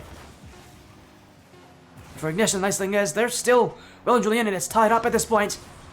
Overcast would love the last laugh. Here it comes! Preston! Presto! In for the lead again! 3 seconds remain, and OUG Overcast, with 9 goals combined again in a game. This is a beautiful way for them to take match point, but 3 seconds left. They've got to hold on. Team Ignition will keep it alive here off the kickoff.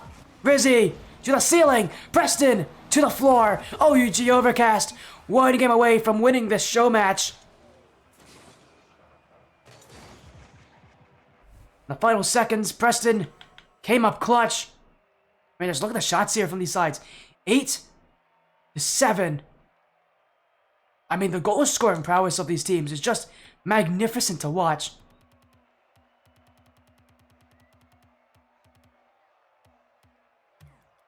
We'll go into game number 5 here. It's always, it feels like as the series goes on, it's always OUG who's just better on the 50-50s, who's better capitalizing on mistakes. Again, that pacing that they go for when they 50 the ball upfield and they challenge, it's just really fast. And Ignition, again, are not a fast roster. Cody specifically is not a player who plays all that quickly. He's going to have to get used to that pace, and he can, but it's not an easy thing to do when your overall gameplay speed is not intended to be all that quick. Matching OUG Overcast is not going to be an easy thing for this Ignition roster. But if they want to keep this series close, if they want to take the series, I really think that's the only way they can really take down OUG is by winning a lot of those 50-50s that they haven't won already.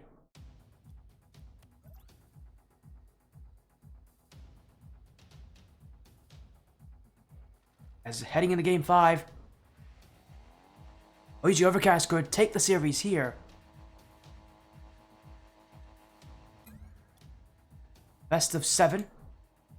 A show match that is there to see who will want it. And it's OUG Overcast who have been able to lead so far.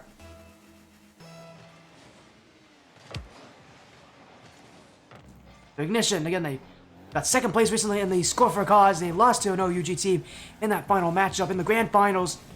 They lose 2-1 here, and as well as, what a save! Oh my goodness! Ruby with an incredible save on the goal line already. Ignition. Well, that's a lot of defense, but they make it work, and my goodness. We've seen some incredible things from Ruby, but it's usually not on that side of the field. A great block, and well, that'll keep them going. That might get some confidence as Rizzy. Now he's got to make a block.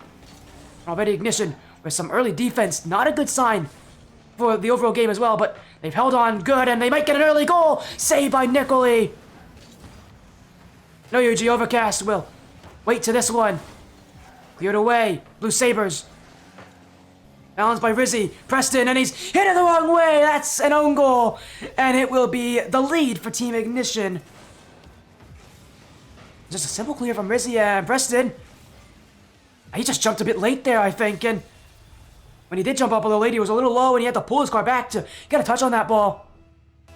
And unfortunately for him, he hit it so far back that he actually redirected it into his own net. A strange start for Team Ignition, but I'm sure for a team that, again, has not had a good series so far, they'll definitely take those goals.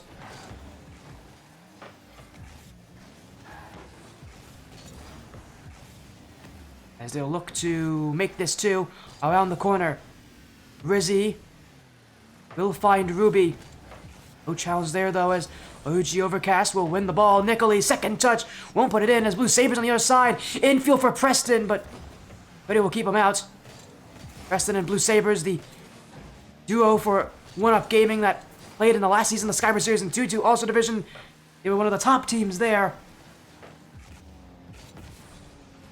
They have been having a great time together as teammates, and well, they only get to continue that kind of chemistry here on this 3v3 roster. They'll get the clear away. Preston bumped out. Cody with a high touch, and it's Preston with the whiff. Ruby, no second touch, but it's open, and Rizzy will take it. 2 goals for Ignition, as once again OUG Overcast with a backwards touch from Preston, who this time actually didn't even make contact with that one. And it's just falling apart for them here at a bad time.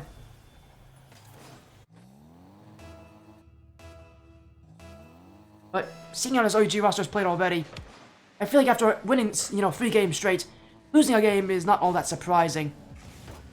Pretty tough to win 4 straight in any matchup. You gotta be the far better team to do that, and while they are looking like better, it's not by a huge margin. I mean, every game they've won has been a 1-goal difference, so you really can't say. Have played well. Just need to make adjustments.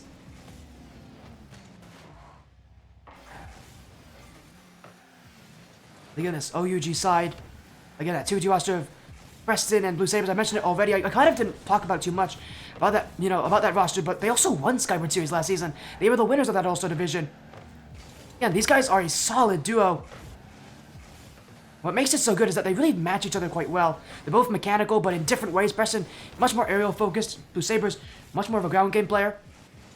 They also just have good team chemistry. They recognize each other very well. They pass a good amount, and we're already seeing that here this series. They have that kind of connection built into them to recognize and challenge after each other. Again, no surprise to see them also, starting on the Fury roster, looking just as strong, but that's a bad touch, and it will be in front. Nicoli will keep it out, though. Will be OUG Overcast, too. In this game, we'll try to get a couple goals to silence Team Ignition, and that's a good start from Blue Sabres. Last thing Ignition expected there was a challenge, but like exactly what Blue Sabres was hoping for, and you could just see nobody on Ignition wanted to challenge that because they just didn't think Blue Sabres had the angle there. But he did, and he'll put it in, and so OUG Overcast too. We'll keep things going here. We'll look to make the series here in Game 5 on Urban Central, and they just need 1 more goal to tie things up. They've had some pretty good success in overtime already this series, and they have good success when things like this happen for them. As another goal of Blackwall from Blue Sabres. This one the Ignition definitely recognized, but again, just too slow to challenge. As Blue Sabres will get the win off of Preston's pass off the back wall. And it's OUG Overcast who, just like that, have tied things up here in Game 5.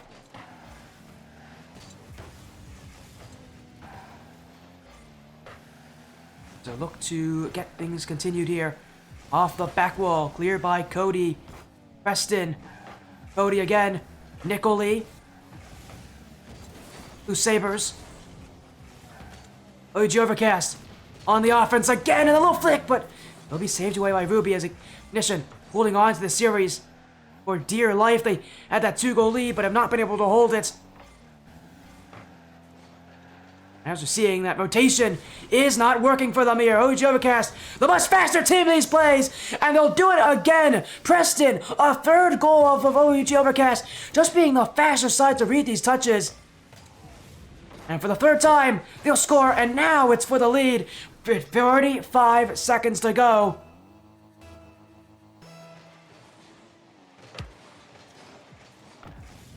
It's Team Ignition. We'll have to answer back somehow. With a little time to go, but that's it to be it! A miss, and it's Cody to slot it in. Team Ignition, out of nowhere, really. Blue Sabres usually doesn't have an issue with that kind of a touch, but he completely missed. He was a little bit slow as well. And it's Cody who recognized it as soon as he saw that ball go to the back wall. And he gave them no time to think. So he'll put that in the back of the net. Ignition going upfield again. Rizzy keeping it close, but will be Nicoli with the challenge win. Now to the sidewall is Nicoli. 2nd touch will be made, but Ruby doesn't have it. It's Cody. We'll get the dunk on the offense. Ignition looking for 1 more chance. Now the consistency and that chemistry and all their confidence is still high here in the regular part of their match. They will not get it there. At 0 seconds, this ball will be kept up by OUG Overcast as they'll look for one more opportunity to take the series, but it will not come here. We're going to overtime again. As I said, OUG Overcast generally seem to be the team that is better in these situations and more confident in overtime here than Team Ignition. But for Ignition, this series, this show match rests on them getting that next goal. Question is, can they do it? It's almost answered there as well with that near goal for OUG Overcast. Only in Game 5, OUG Overcast again just lost that Game 1, but have been able to recover since then as Nicoli off a back wall, and he's just missed the net. Went for that ceiling reset too when he ran out of boost. And he nearly had that play, just a little bit more. I think he would have had that goal and would have had the win for OUG in quite incredible fashion. Ignition back the other way. Cody with a dribble. Here he goes. Cody the flick, and that's going to fall flat on his face. But it will be Ignition on field. Rizzy, flip reset. Will utilize it to in front of the nets, but will be cleared away. And Cody's got a challenge here to keep this ball going. Game 6 is a possibility for Team Ignition. Any play can send them forward. Dangerously in front of the net, but it will be sent out, and Ignition with a double commit. Cody will get that ball up high. So many challenges from Cody specifically that, again, he's pushing up more. It feels like, really, he just wants to be that speaker for this roster. He wants to be the voice that keeps this team going, and why not with, again, with them still playing well in this series, but they need that chance, and they're not going to get it by any easy means, as now Overcast nearly had that one. Preston hitting that net wide left, and Ignition will have to go and restart on that defense. Cody will avoid the bump and send that ball away. OUG waiting as Cody's got space, but he runs out of boost, and it'll be OUG who'll keep it there. Trapped on the corner, but they're trapped in the corner with Ignition. Now they can hold on. And they'll clear this ball out, just seeking some time. Ignition want this. It feels like they want this game a whole lot more than OUG does. They just haven't been able to score off of it. And no matter how long this overtime goes, any chance can end it. Any team can end it. If it's OUG who scores next, the series is over. If it's Team Ignition, we've got a Game 6. Is Ruby will be able to beat Nicoli. Cody now gets that demo. Rizzy all alone, but he's got space to work with.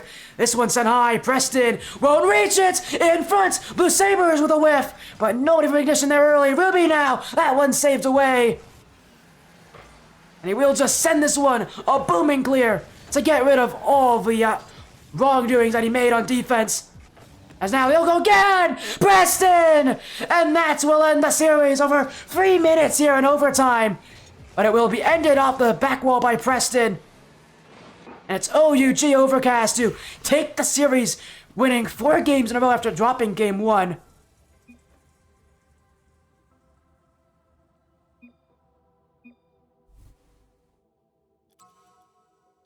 And that will end the series here. OUG Overcast taking on the new Team Ignition. Proving that maybe just the One-Up Gaming organization just happens to be the kryptonite for this roster. I don't know really what it is, but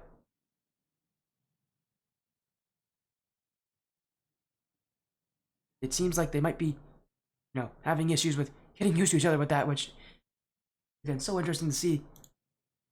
That's as the case, but it will be again OUG who take down the show match and win this fun little matchup here. Great to always see a best of 7 like this.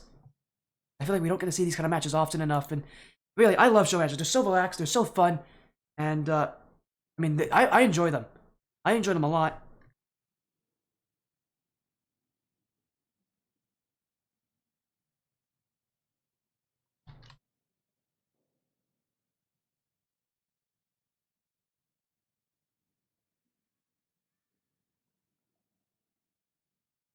Again, we'll just talk to you about our next upcoming matchup here for the Rocket League Splashers. Will be Affinity Sapphire taking on the Bruhtherhood. that thing. So we're gonna get a little interview here with I think Preston specifically. Already they're waiting for us, so let's jump on in. Hello, Preston. Welcome in. Hello, hello. You get to take that show match down. OUG Overcast proving that not only can you do it well in twos with Blue Sabers, you can also do it in threes. Apparently what you guys do in twos carries over, and you take the series over. An ignition side that is actually quite solid, even if they are that new. Yes, Nick. So originally, Nick was playing on a lower team, I think a couple of seasons ago on Scoured, and then he recently messaged me. He's like, okay, let's pick him up. And then we just kept on running scrim after scrim with them, and then now we're just really consistent with them.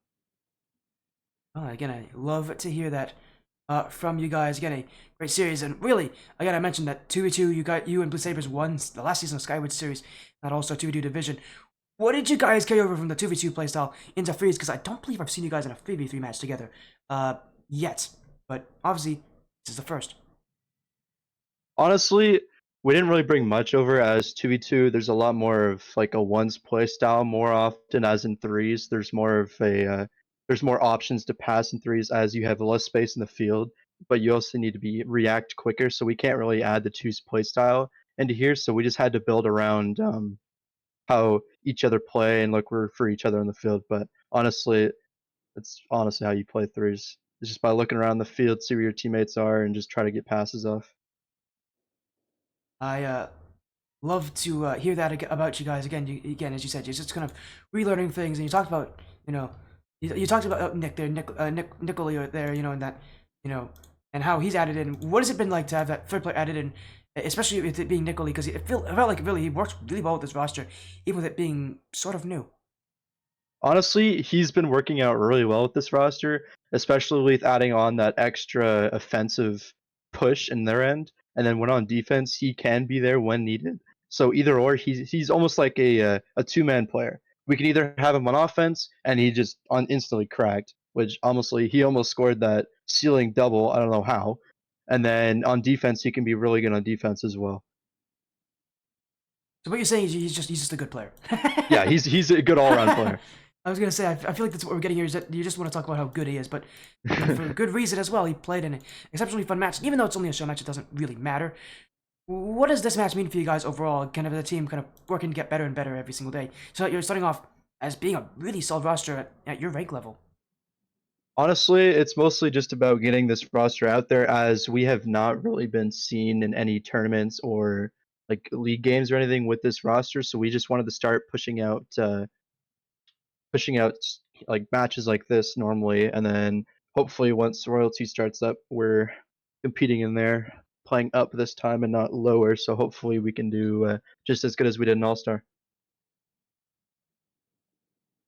Yeah, I get what you mean, guys. Again, going is that I'm assuming you guys are going to be in that royalty series for when it starts up. But again, the combination of Sky Mm-hmm. Series and Amateur Gaming League, and again with you guys looking this good, that's not an easy league. The All Star division, maybe even the Premier division, but depends if you guys play in that division because you guys might play scary divisions. So you guys will have a lot to do to get ready for that. But I mean, what are there any other teams out there that you want to kind of call out? We haven't really had that happen often on the stream that we have players come in and call out teams. But are there any teams specifically you want to call out and play against on this stream, or just in general that you want to play against if they're watching?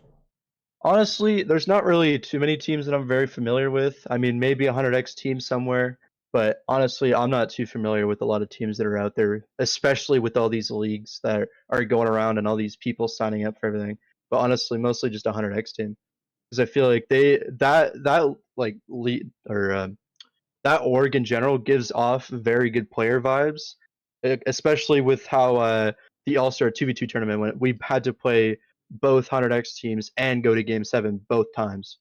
So honestly, they just give out good players. Well, that's ironic because I am the official caster for Underdex 25. So I don't know if you said that because I'm on the org. You did, thank you. And also very true, they are very good players. But yeah, if you want, I can help you out with that. Actually, I know an easy way for you to get involved with All that. right, But I'll talk would with be you more helpful. about that afterwards. Hmm. But for now, again, we'll just wrap this thing up as we kind of head into our next series in actually a little bit from now. But is there any last things you want to say? Any final messages you want to say out there? It's going to talk about OG abstract, not abstract. I keep saying abstract. Overcast. Abstract's not a bit on the stream too often, I think, and I'm Yeah. getting too used to them. OG Overcast as a team, and is there anybody out there you want to mention that is helping this team kind of form and work together? Honestly, we don't really have anyone working with us. It's normally just us in the VC, normally just doing random scrims. What we normally do is we normally call back, like saying, "Hey, what this is a mistake we're making. We gotta fix this." And normally that's how we do it. But other than that, I want to. That's mostly how we really roll in there. We don't really have a coach at all. We don't really have anything. It's mostly just us playing scrims and whatnot. We have to make our once we make mistakes, we just bring back on it. I mean, other than that, shout out to Ignition. Honestly, they're a solid team overall. Cody, Ruby, and Rizzy, all of them solid players. I think we just had just less mistakes than them, honestly, on the field. I feel like. Definitely, it makes sense. Again, thank you so much for joining, Preston. I'll definitely get you in contact with 135 Mhm. after this one. But for now, have an amazing rest of the night. I'm so happy that were able to book me for this because I love this series. Thank you, thank you, thank you for casting. I mean, And I was Preston there of One Up Gaming Overcast with that win. As I see Thomas the Train with the fall. Thank you for the follow. I'm in. Nice to see you. Hopefully, we're doing well here. So again, our next match will be Affinity, Sapphire, and the Brotherhood. We'll go to a break. When we come back, it'll be the Rocket League Splash series.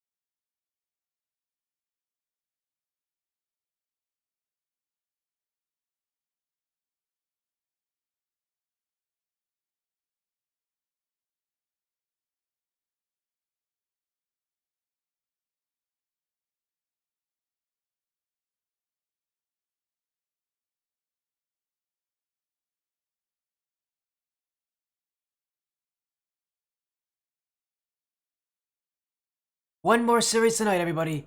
Let's get back into it.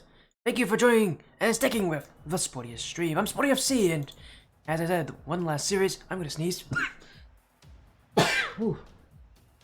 Bad timing. My allergies just kicked in. That's a bad time for that. But we have one more series tonight. Bless me, by the way. It is Affinity Sapphire versus the Bruhtherhood. We actually have seen these teams on the stream before for the Rocket League Splash series, but the only change for Affinity Sapphire, they've added in a coach in Sharky. The Bruhtherhood, on their side, that roster is actually added to play as well from last season in Detective Court. And you'll recognize, by the way, that is Zeon's team. Zeon actually used to be one of the casters for the Rocket League Splash series. They were here, I believe, in the Search Cup last season as well. Again, like some of these teams, have been here since last season. Right back again. It's for Zeon and the Bruhtherhood. I believe last season for them was not an amazing season for them. Their record actually wasn't terrible. It was a 4-3 record. It was not a record that they would be happy with. They did make playoffs though. Did make it actually up to the quarterfinals before losing to New Age Octane. They're actually a team that took Octane's to Game 6. So that season actually was pretty good for them, going to the quarterfinals and taking on the New Age Octane side, which eventually won the whole thing. But I wish we could say that ever since then that this team has been able to do well. They have not. They're actually 0-5 right now. I believe they don't even have a. I believe actually they don't even have a chance to make the playoffs anymore, in their last two matches. So, brother, at this point, they don't have really any pressure on them. They're just here to have fun and see what it's gonna be like, and I think it's an understandable position to be in. For them, they're just gonna look to have a little bit of fun, enjoy, this this series that they're in, and I don't see why they shouldn't. And again, it's the end of the season. Might as well just enjoy what you have left. The other side, though, for Affinity Sapphire, their record is 3-2. They've had a good season. They started off really well, 3 wins in their first 3 weeks, but since then they lost to a collision on the stream. Then they lost last week to Cloud Quirksters. So for them, they cannot beat these top teams, and they really need to prove themselves that they deserve that spot. Their last matches in the season are against the Bruhtherhood and against Mango's minions. So we'll see how things work for these sides. But for Affinity Sapphire, they're not in a perfect position here. The number 3 overall team in their group, but that group is very volatile, and they're going to need a couple more wins to really prove to themselves that they deserve to be at that top. As, again, while the Bruhtherhood may not be able to make the playoffs anymore, Affinity Sapphire are right now in that spot, but could lose it. A win here, I believe, will guarantee them at least something. What would they have at a 4-2 record? They don't guarantee the playoffs with a win here, but I don't believe, unless Central Warriors and Golden Ivy Sports each other, which they might. They do not. So we'll see what happens, but they don't guarantee a spot even with a win here, but it'll keep them. It'll mean that if they do win here, everything is in their control for next week to basically just have a really good matchup and to play well enough to get that spot.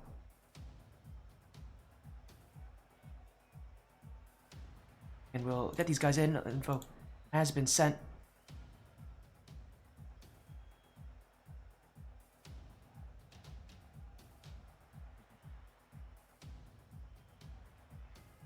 Again, we are just going to get these players in the lobby as soon as we can, get the updates going. In our last match, if we take a look at our schedule, what we've already seen, we had that best of 5 earlier with Sporting Midwest taking on Underworld Wolves Black in a 3-1. Then we had Overcast with a 4-1 win in our best of 7 show match against Team Ignition. Of course, now Affinity Sapphire takes on the Bruhtherhood, and the Bruhtherhood are 0-5. At this point, there's no pressure on them, which actually might make them play even better. Affinity Sapphire, there's a good amount of pressure on them. The playoffs are not secured for them, and their last 2 weeks have both been losses to the top 2 teams, so they have not been able to get out of the woods here when it comes to how scary these matchups have been for Affinity Sapphire. What's he gonna do is a raid coming in from U-Dog. I see U-Dog with the raid. I see you, U-Dog. I'm sure those I'm sure you're playing some Rocket League to warm up for this series. Good luck in your match there, U-Dog, part of the Affinity Sapphire roster. He's the captain actually of that team.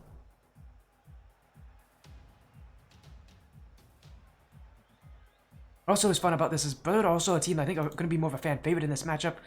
Mostly due to the fact that they haven't won yet. People love to root for those kind of teams. They love those kind of stories. So, we'll see how things work here. But Affinity Sapphire are expected to take this series. But there's no guarantee, obviously, with how these matches will go. As again, we're just waiting on updates here. Just these players in, they'll be here in just a minute or two, I hope. It's for Affinity Sapphire. Actually, they have Averted, Office Walrus, and Udog, or as he goes by HD now, I guess. So he's changed his name in game, but we're gonna call him Udog. That's the name he goes by officially. On the Bruhtherhood, they actually told me he was playing on their roster tonight. It is Xeon, Floppy Disk, and Detective Cord. Again, Detective Cord, the only change they made since last season. They just added a player from their roster last season. All the other players were on this roster last season, and the roster that made it to the quarterfinals before losing to the eventual winners of New Age Octanes. And this season has been a lot more difficult. It's really tough to stay consistent and stay at the top. But for the Bruhtherhood, I think they're learning that firsthand here. These newer teams coming in, showing up here in the Surge Cup.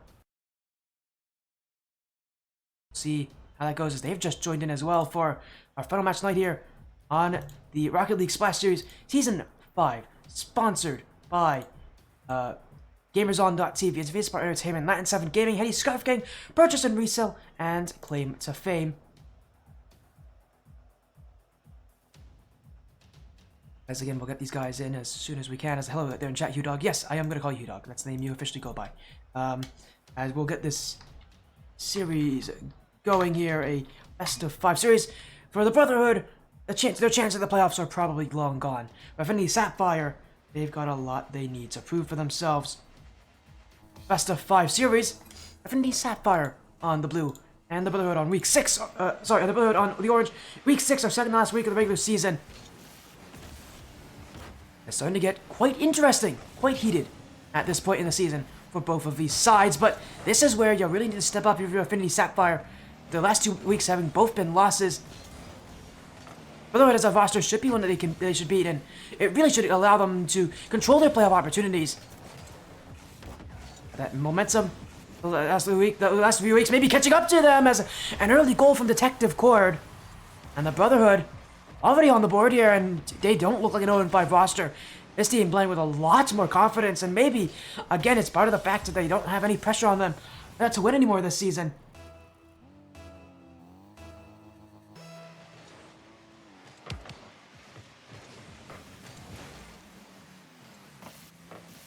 Bruhtherhood at 1-0 up. Now they'll make it 2 with Floppy Disk. And what in the world has happened? I feel like maybe we've mixed the records around. No, we haven't. Bruhtherhood are 0-5. And they're not playing like it, that's for sure. It's a great start for this, again, roster that has not won yet this season. What an upset it would be to take down Affinity Sapphire and really make their playoff chances actually quite in jeopardy. Like that middle of the group for Affinity Sapphire is no easy space to be in. There's going to be at least 1 or 2 teams that, will miss out on the playoffs that are going to keep things close. Affinity Sapphire again.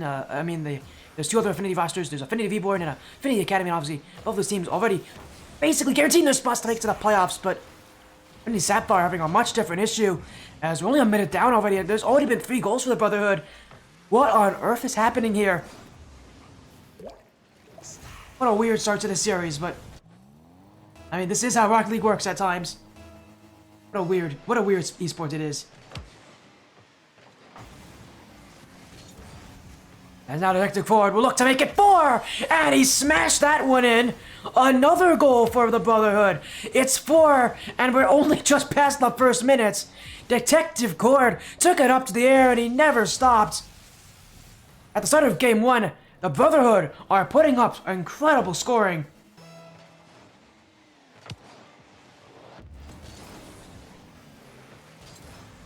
$50-55 now off the kickoff. And I don't think if you told me the Bruhtherhood were going to score the first 4 goals of this series, I would not have believed you. This is just, again, this doesn't feel like a roster that's 0-5 in the Bruhtherhood. They're a lot more confident. They're just going for things. They don't care anymore. Again, you get that carefree, relaxed attitude from them. Maybe that's why they're playing so well. Affinity Sapphire again, their season has not been beautiful. Unfortunately for them, it's only going to get tougher as this season goes on.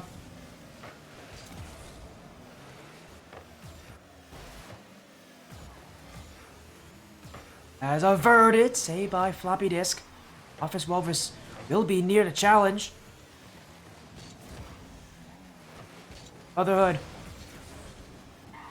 A bit of a lull in the scoring, but to be fair, they really need to score anymore with how many goals they've already put up. I don't really think they need to. They've looked incredible at the start of this game and the start of this series as an extension. Again, just so many goals. Such an early, aggressive start. They're really bringing the fight here to Affinity Sapphire. Just completely unexpected, I have to say. But it's enjoyable nonetheless, that's for sure. As the offense continues, Bork with a 50, floppy disk in the midfield, averted won't have it. Will be cleared by U-Dog as, the Brotherhood aren't back, and that's going to be the first of the series for Affinity Sapphire. U-Dog waiting in his net, and he catches them on an overcommit here. And for the Brotherhood, all the offense they've had so far, they do need to be careful. There's still a little over 2 minutes left, and if they overcommit like that often, it is going to cost them. Affinity, maybe this goal is kind of relax their mode. They have not started off well. Really need to get things going, that's for sure, to get their confidence back again. 2 straight weeks of losing. In the last 2 weeks, they've lost to both of their opponents. Admittedly, those were the 2 teams that are ranked above them in a 100x collision, and as well in Death Cloud Quirksters.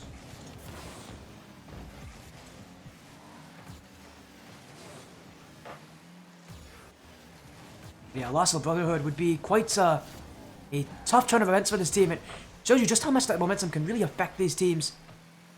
And the Brotherhood don't have to worry about momentum. It feels like they're on, a good feeling. It's a good vibe coming from the Brotherhood. I think that's relaxed. That seems like they're playing quite carefree. And I think Sapphire are playing with a lot more pressure, a lot more resting on their shoulders.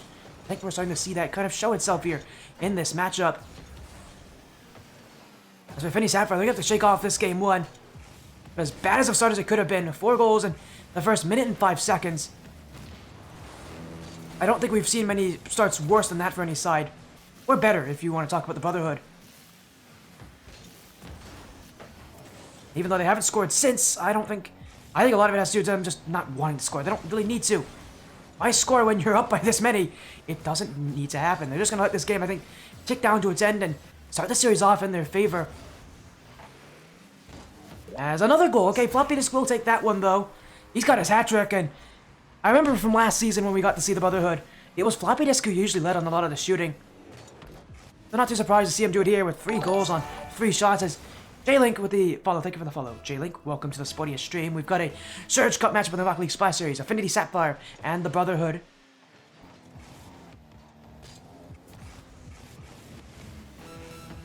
Right now it is the Brotherhood who, in a surprising turn of events, are going to take this game quite dominantly.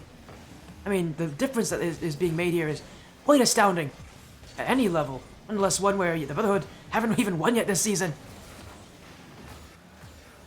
It's a great jump out of the gates here, and but we'll see what the Brotherhood does to continue this. Their scoring has kind of slowed down, and that's really the only issue I have with this Brotherhood, is that they scored so often early on. I don't know if they're going to be able to continue it so easily. But for now, game 1 is theirs. The Brotherhood will take it. Floppy Disk obviously leading with the 3 goals for his side.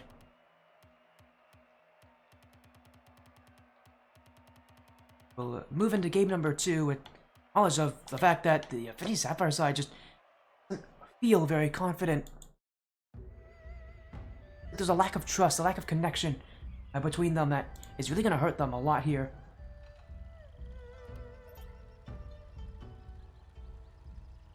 But so far, you could say so good for the Brotherhood.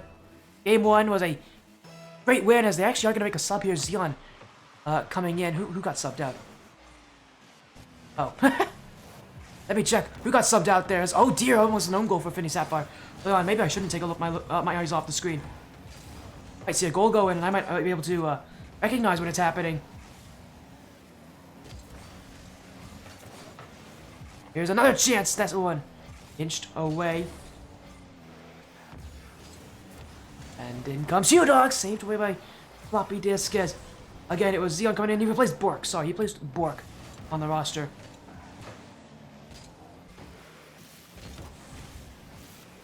As the Brotherhood will look to try to get that great start again. The goals won't come nearly as easily for them, but I saw from last game, if they're playing, with that kind of attitude, they're going to get chances. They're just going to, and how confident they are as a flip reset from floppy disk. My goodness, nearly had that one to say, as Detective Cord will have the follow-up.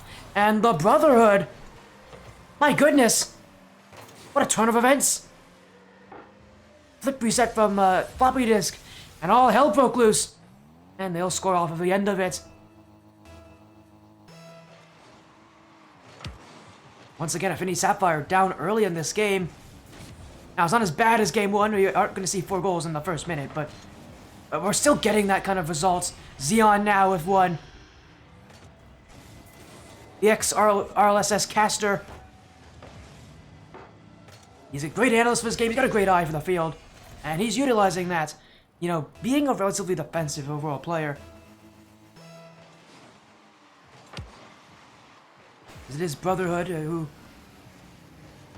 have once again come out roaring in a game, have not left anything to be desired. It's Affinity Sapphire who feel a bit flat on the other side. Just like there's a lack of energy from this team, a lack of a want for this series. Again, you get a sense of those past losses for them have really weighed down on their mentality this season. I mean, they have not secured the playoffs yet, so a loss here will be quite detrimental for them.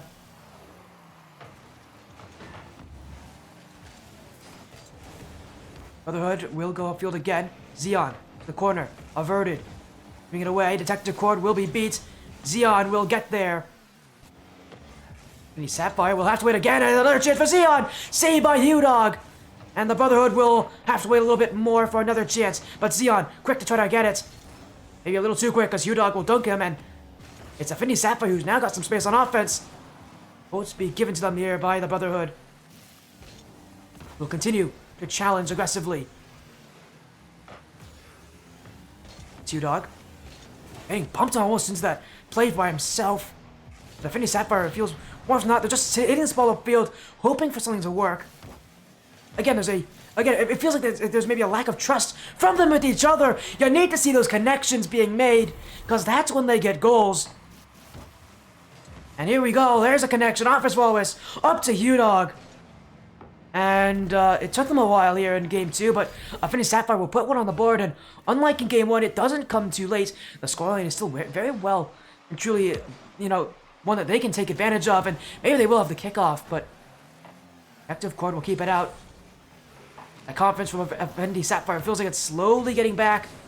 We still haven't seen the extent of it. Office Walrus. Off the ceiling. Detective Cord won't have it. Xeon to clear.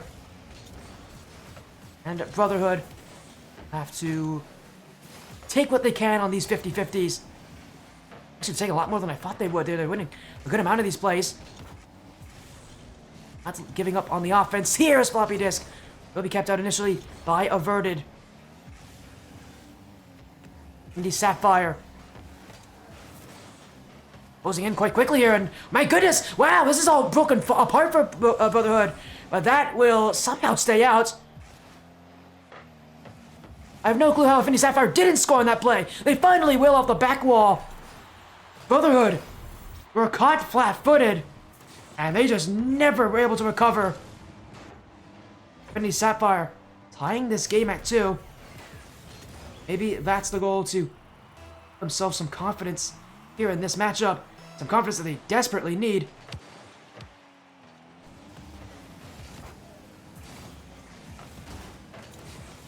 See, again, if it is what it will take for them to come back as Office Walrus. That one under the crossbar.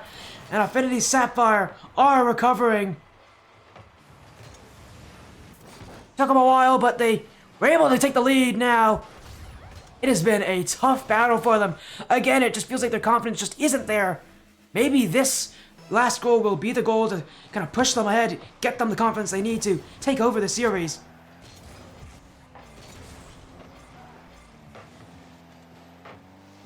We will see about that.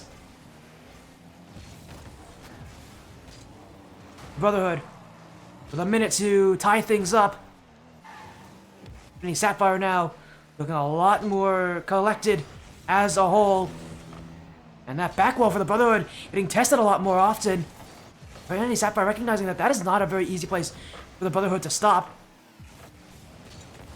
Some mistakes from the Brotherhood, and that's all Affinity Sapphire need to get a couple goals if they just continue to test that back wall.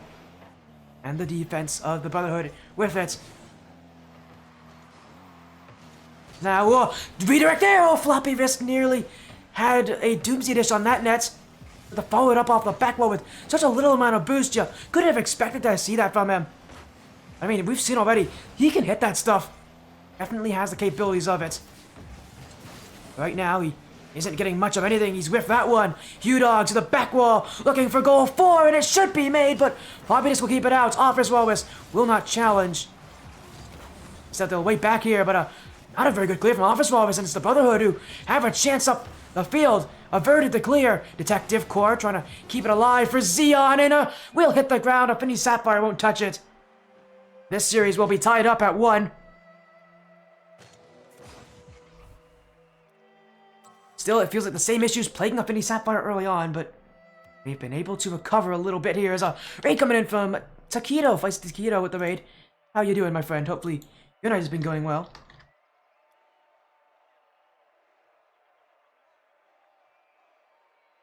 We are here with the Rocket League Splash Series. It's Affinity Sapphire and the Brotherhood. Brotherhood looking to make quite the upset here. Not one yet this season. They don't even have an... I believe they've lost their chance to make it to the playoffs, so... See how they do here, but... Go into game number 3.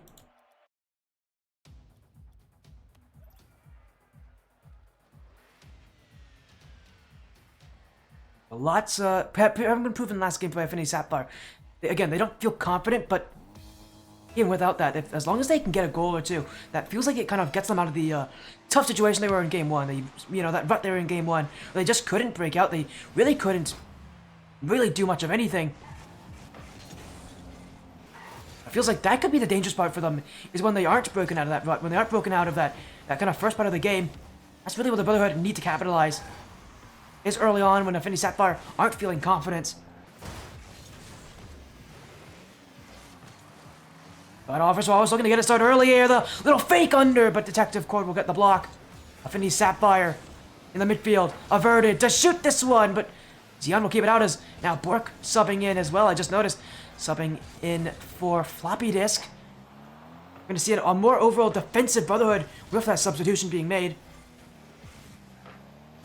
Feels like if there's been anybody to score for this team, a lot of times it has been Floppy Disk to lead on that for the Brotherhood, but again, with more defensive style, maybe trying to prevent nearly as many goals as Affinity Sapphire had last game. We'll see if it works for them. They're doing quite well, and again, playing the defense, but I think that comes as expected when you trade in one of your more aggressive players for one of your more defensive ones. They are still getting chances. That one just ringing off the post. Affinity Sapphire again, just stuck in their own mentality here. Bork won't have it. Offers Walrus.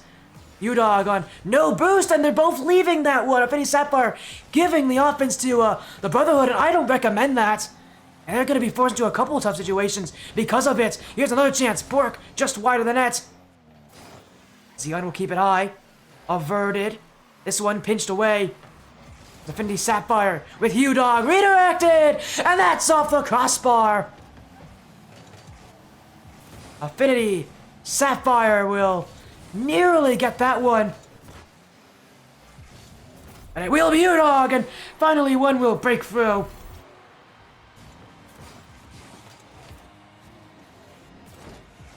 A little recovery will go a long way for U-Dog. Affinity Sapphire with a lead.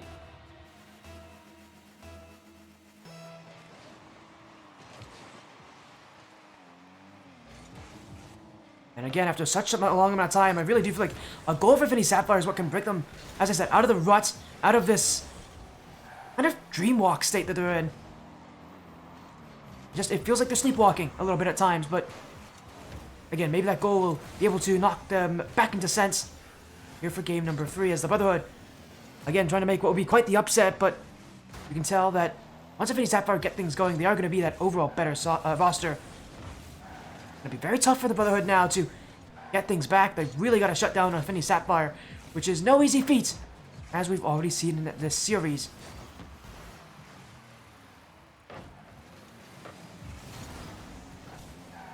Diverted. The corner. Xeon, the challenge. Office Walrus to keep it out. Affinity Sapphire to look down the field, but Bork will save it away. Detective Cord already up for the drop down, but it will go high of the nets, and easy stop here for Affinity Sapphire as averted. Will send it long. He's got the one to beat, but it will be kept away.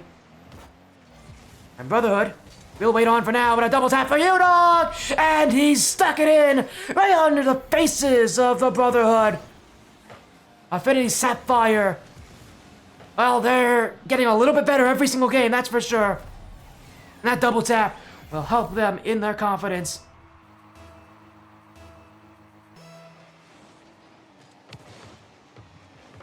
One minute, 50 seconds left. Still time for the Brotherhood to come back, but it looks like the comeback may not be possible with them being unable to get chances on net and unable to keep chances out of their nets. Affinity Sapphire with U-Dog, his third already.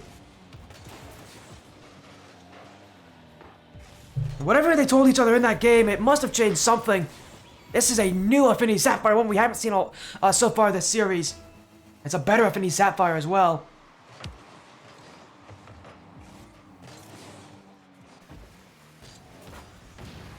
Demo in front, Xeon won't get the touch. The Brotherhood. At this point, just looking for some sort of consolation goal.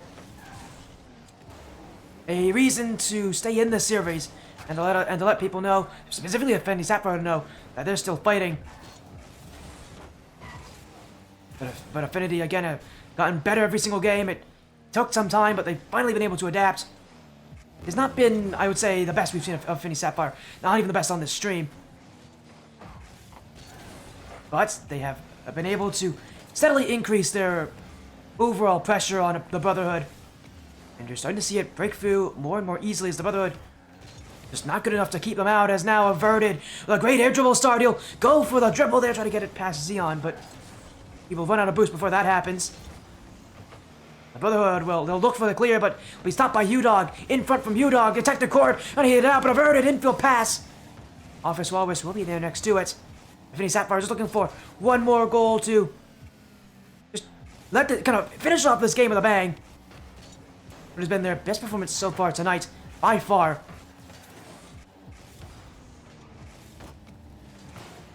There's 10 seconds to go. Office Walrus. This might be the chance. Bork is backwards, and it's just gonna fall in as nobody made contact.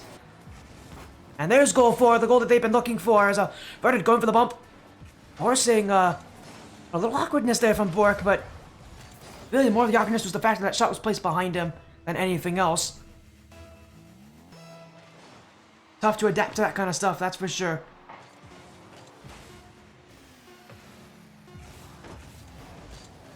But it will be Affinity Sapphire who can get that clear out with averted. U-Dog in the midfield. At this point, this ball will hit the ground, and Affinity Sapphire have been able to turn this series around after losing that first game.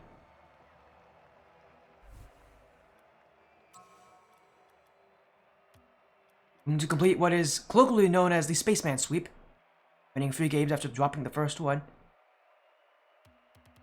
They're on the route to do it. Again, they're looking better every single game, so in theory, that means this next game should be even better for them, but we'll see about that. That doesn't always happen.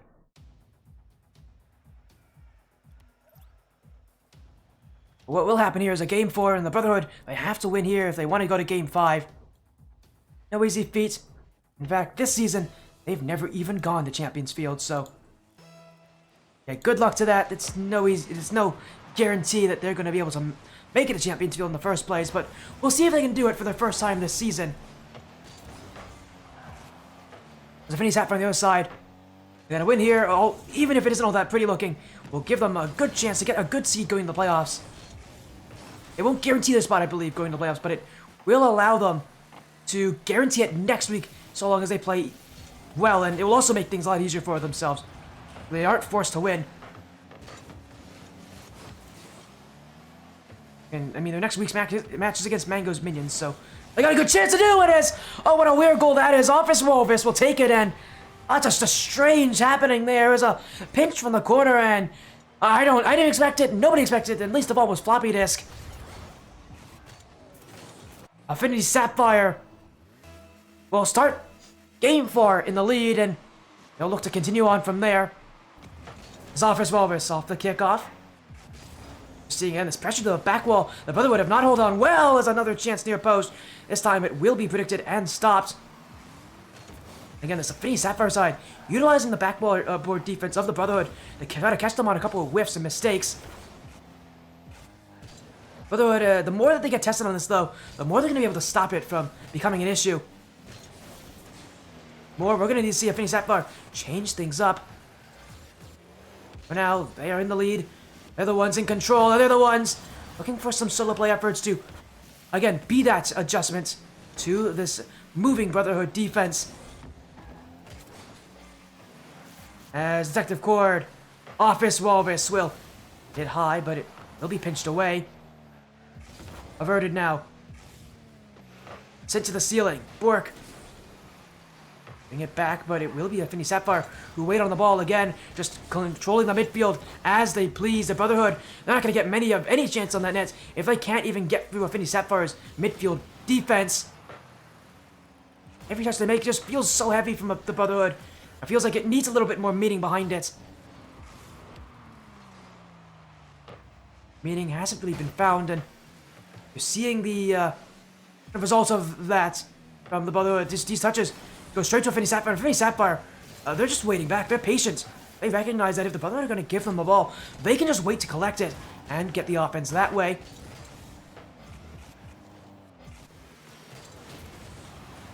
Affinity Sapphire continuing just to force the Brotherhood into these clears and just clear the ball right back. Now Averted, he'll do it. Off the ceiling, second touch. Won't get it, and he won't need it either way.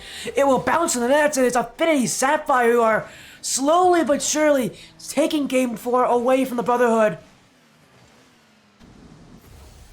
Again with the misdirection and the change-ups here.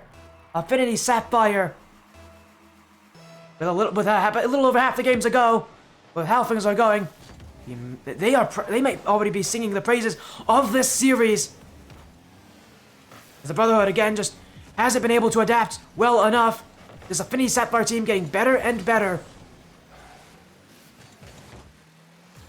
Started off very slow for Affinity Sapphire, but after a couple goals that got them going, and well, now I don't think they're turning back.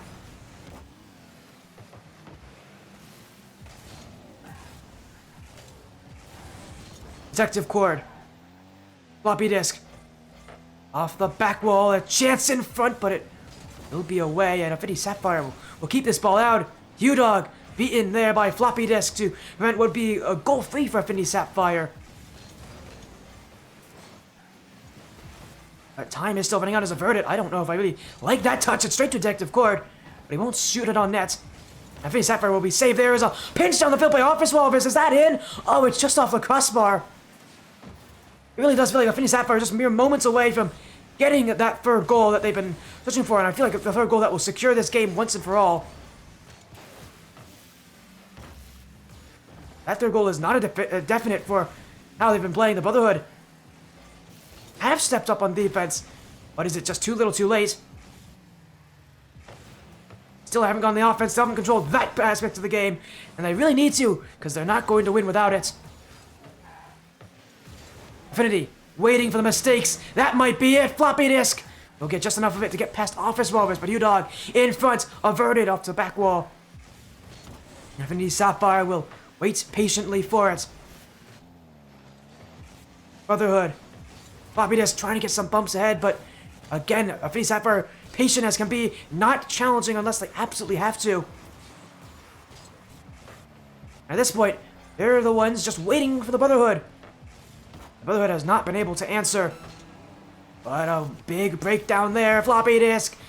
Couldn't get past Office Walrus. Still, a shot comes in from Detective Cord, or at least should have come in from Detective Cord, but his miss will mean Affinity Sapphire are back on offense, taking time off that clock. Averted. One more. Is that it? It is. Goal free. And surely that will secure the series for them here. They've been searching for it for the last 2 minutes, it feels. Finally, they'll get the chance as a back wall miss from Bork. Well, Brotherhood has really struggled on this series. I think clearly they've struggled on the backboard. And that goal free, again, that should seal the deal here and end this series. The Brotherhood, unfortunately for them, there's still no wins yet this season. Affinity Sapphire, a rocky start, but a good end, and they don't mind how this series will end here. A little goal from Floppy Disk to end things up, but it is going to be Affinity Sapphire who will have the win here in 3-1. In a rough start for them, they did not look good, but they've stopped their losing streak here against the Brotherhood. I don't think they'll be minding too much, even if this series wasn't all that beautiful. For them, a win is a win, and if they win this week, they make life so easy for themselves next week. But at the very least, we can talk about Affinity Sapphire and their incredible performances. Their record now advancing to 4-2, and that should be good enough to get them in the playoffs, although it won't secure it for them.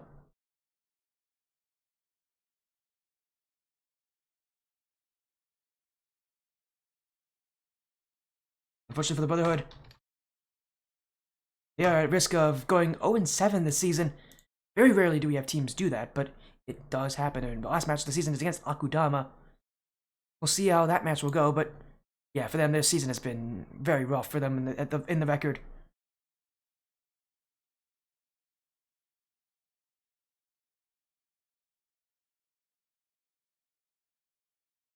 As Zion saying they're good guys. They didn't want to fit in the playoff spot for Affinity Sapphire. That is one way to look at it.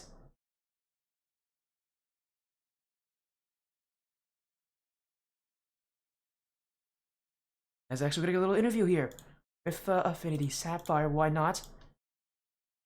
We'll get them in as soon as we can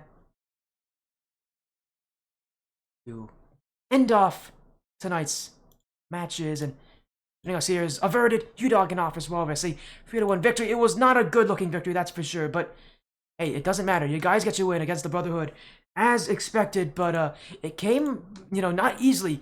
You guys really had to work for that, U-Dog.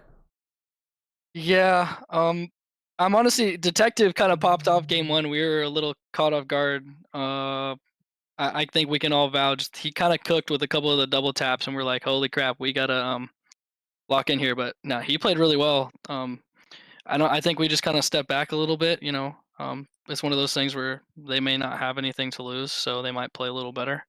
And I mean, they kind of proved that they had something to prove, obviously. So game one, they took it like pretty easily, so we just had to talk about it and just regain, drink some water, and I think it worked well the rest of the series. So You could definitely say that. I think another factor of this series was the fact that your last 2 weeks have both been losses.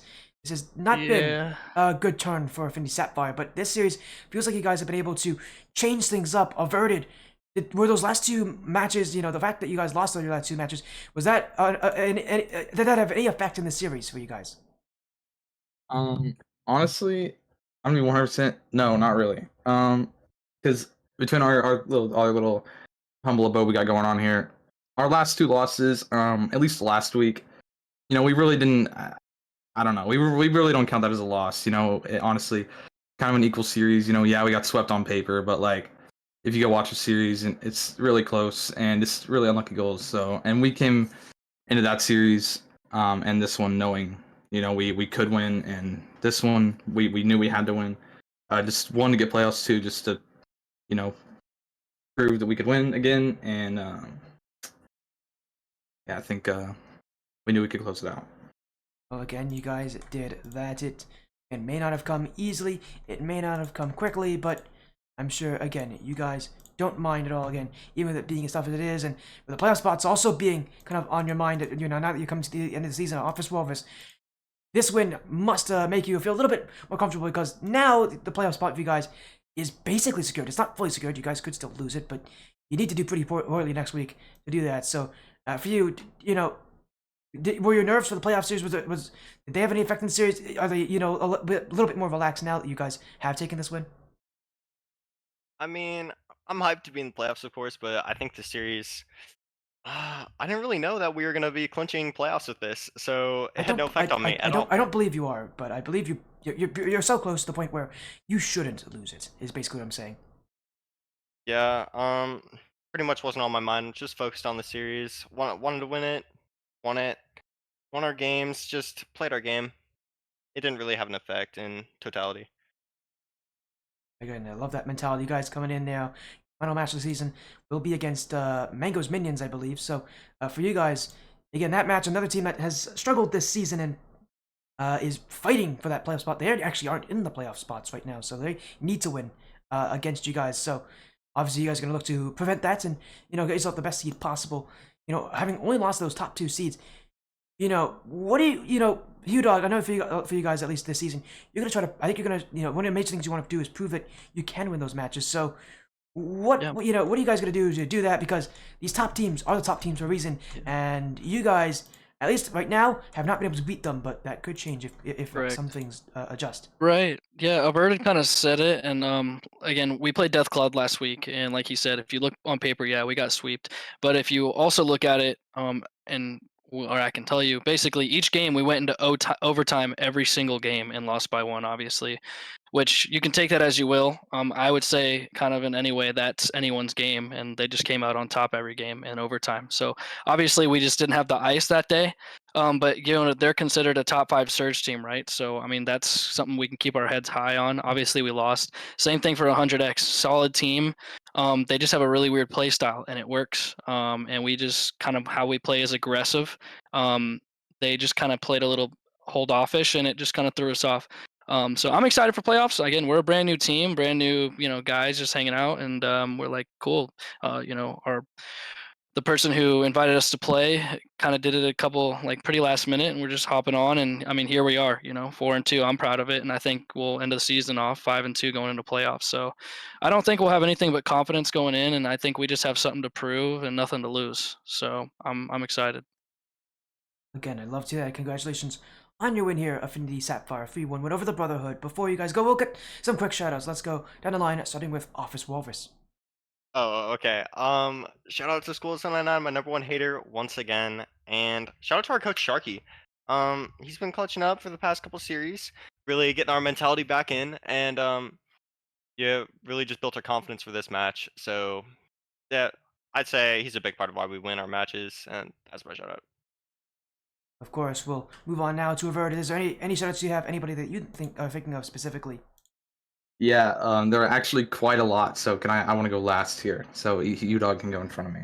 Okay, we're gonna go Hugh Dog then. Averted wants to Yes. he has some very important people he wants to announce, so we'll go with Hugh Dog then. You want to say anything, Hugh Yeah. Dog? Shout out Oddity for always being in the chat. My chat, everything. Jay, I think Jay's in here. Shout out Jay, of course. And then of course always help out Coach, Soj, all the guys from Affinity, and then shout out Mama. I think she was watching, so she's probably in bed now, but W Mom. She's staying up at almost 11 p.m. Eastern, but to watch this, that is a very supportive mother there. As now Averted, you have all your shoutouts in order. I do, yes, there are Great, quite a let's lot. listen. So Let's strap listen. in. So I'm gonna start off with firstly in the chat, Sly Warrior 2336, great guy, great fan of Affinity Sapphire. He backed us up whenever we were down. He gave us good talks and stuff. Next one's up. These is gonna be a list here. Enderslayer 64, Dirtmaster 64, ToeFat_Slime, Squishy Cabbageon, Salmon Eggs, White Husky 101, Joe Swanson 2336, Drippy Carlos Rosales Escalana, _Kevin C. Cucumber, Winston, and I already said Enderslayer 64. Okay, and that'll be all. Great people. They're all fans of the sport, and they like to watch our games. So. Well, again, a long list, but hey, we've gotten through it all, and you guys have gotten your win. Good luck next week against Mango's Minions, but for now, have a great night. Hopefully, we'll see you again very soon. Thank you, Sporty. All right, thank you, Thank Sporty. And there, that was Affinity Sapphire side coming in for that final match of the night. If you take a look again, all of these matches 3-1 or 4-1. We had Splitting Midwest winning 3-1 over Underworld Wolves Black, then OUG Overcast taking down Team Ignition 4-1, and now Affinity Sapphire winning 3-1 over the Brotherhood. So some fun matches here. We'll end off our night like that. We're gonna get everybody going. Thank you all so much for joining the Sportiest stream. It really means a lot for you guys to be this supportive. It's been a long day. We'll have I think a shorter day tomorrow, but thank you all so much for joining. From me, Spuddy FC, to all of you out there, thank you so much for joining. Have a great night. We'll see you soon.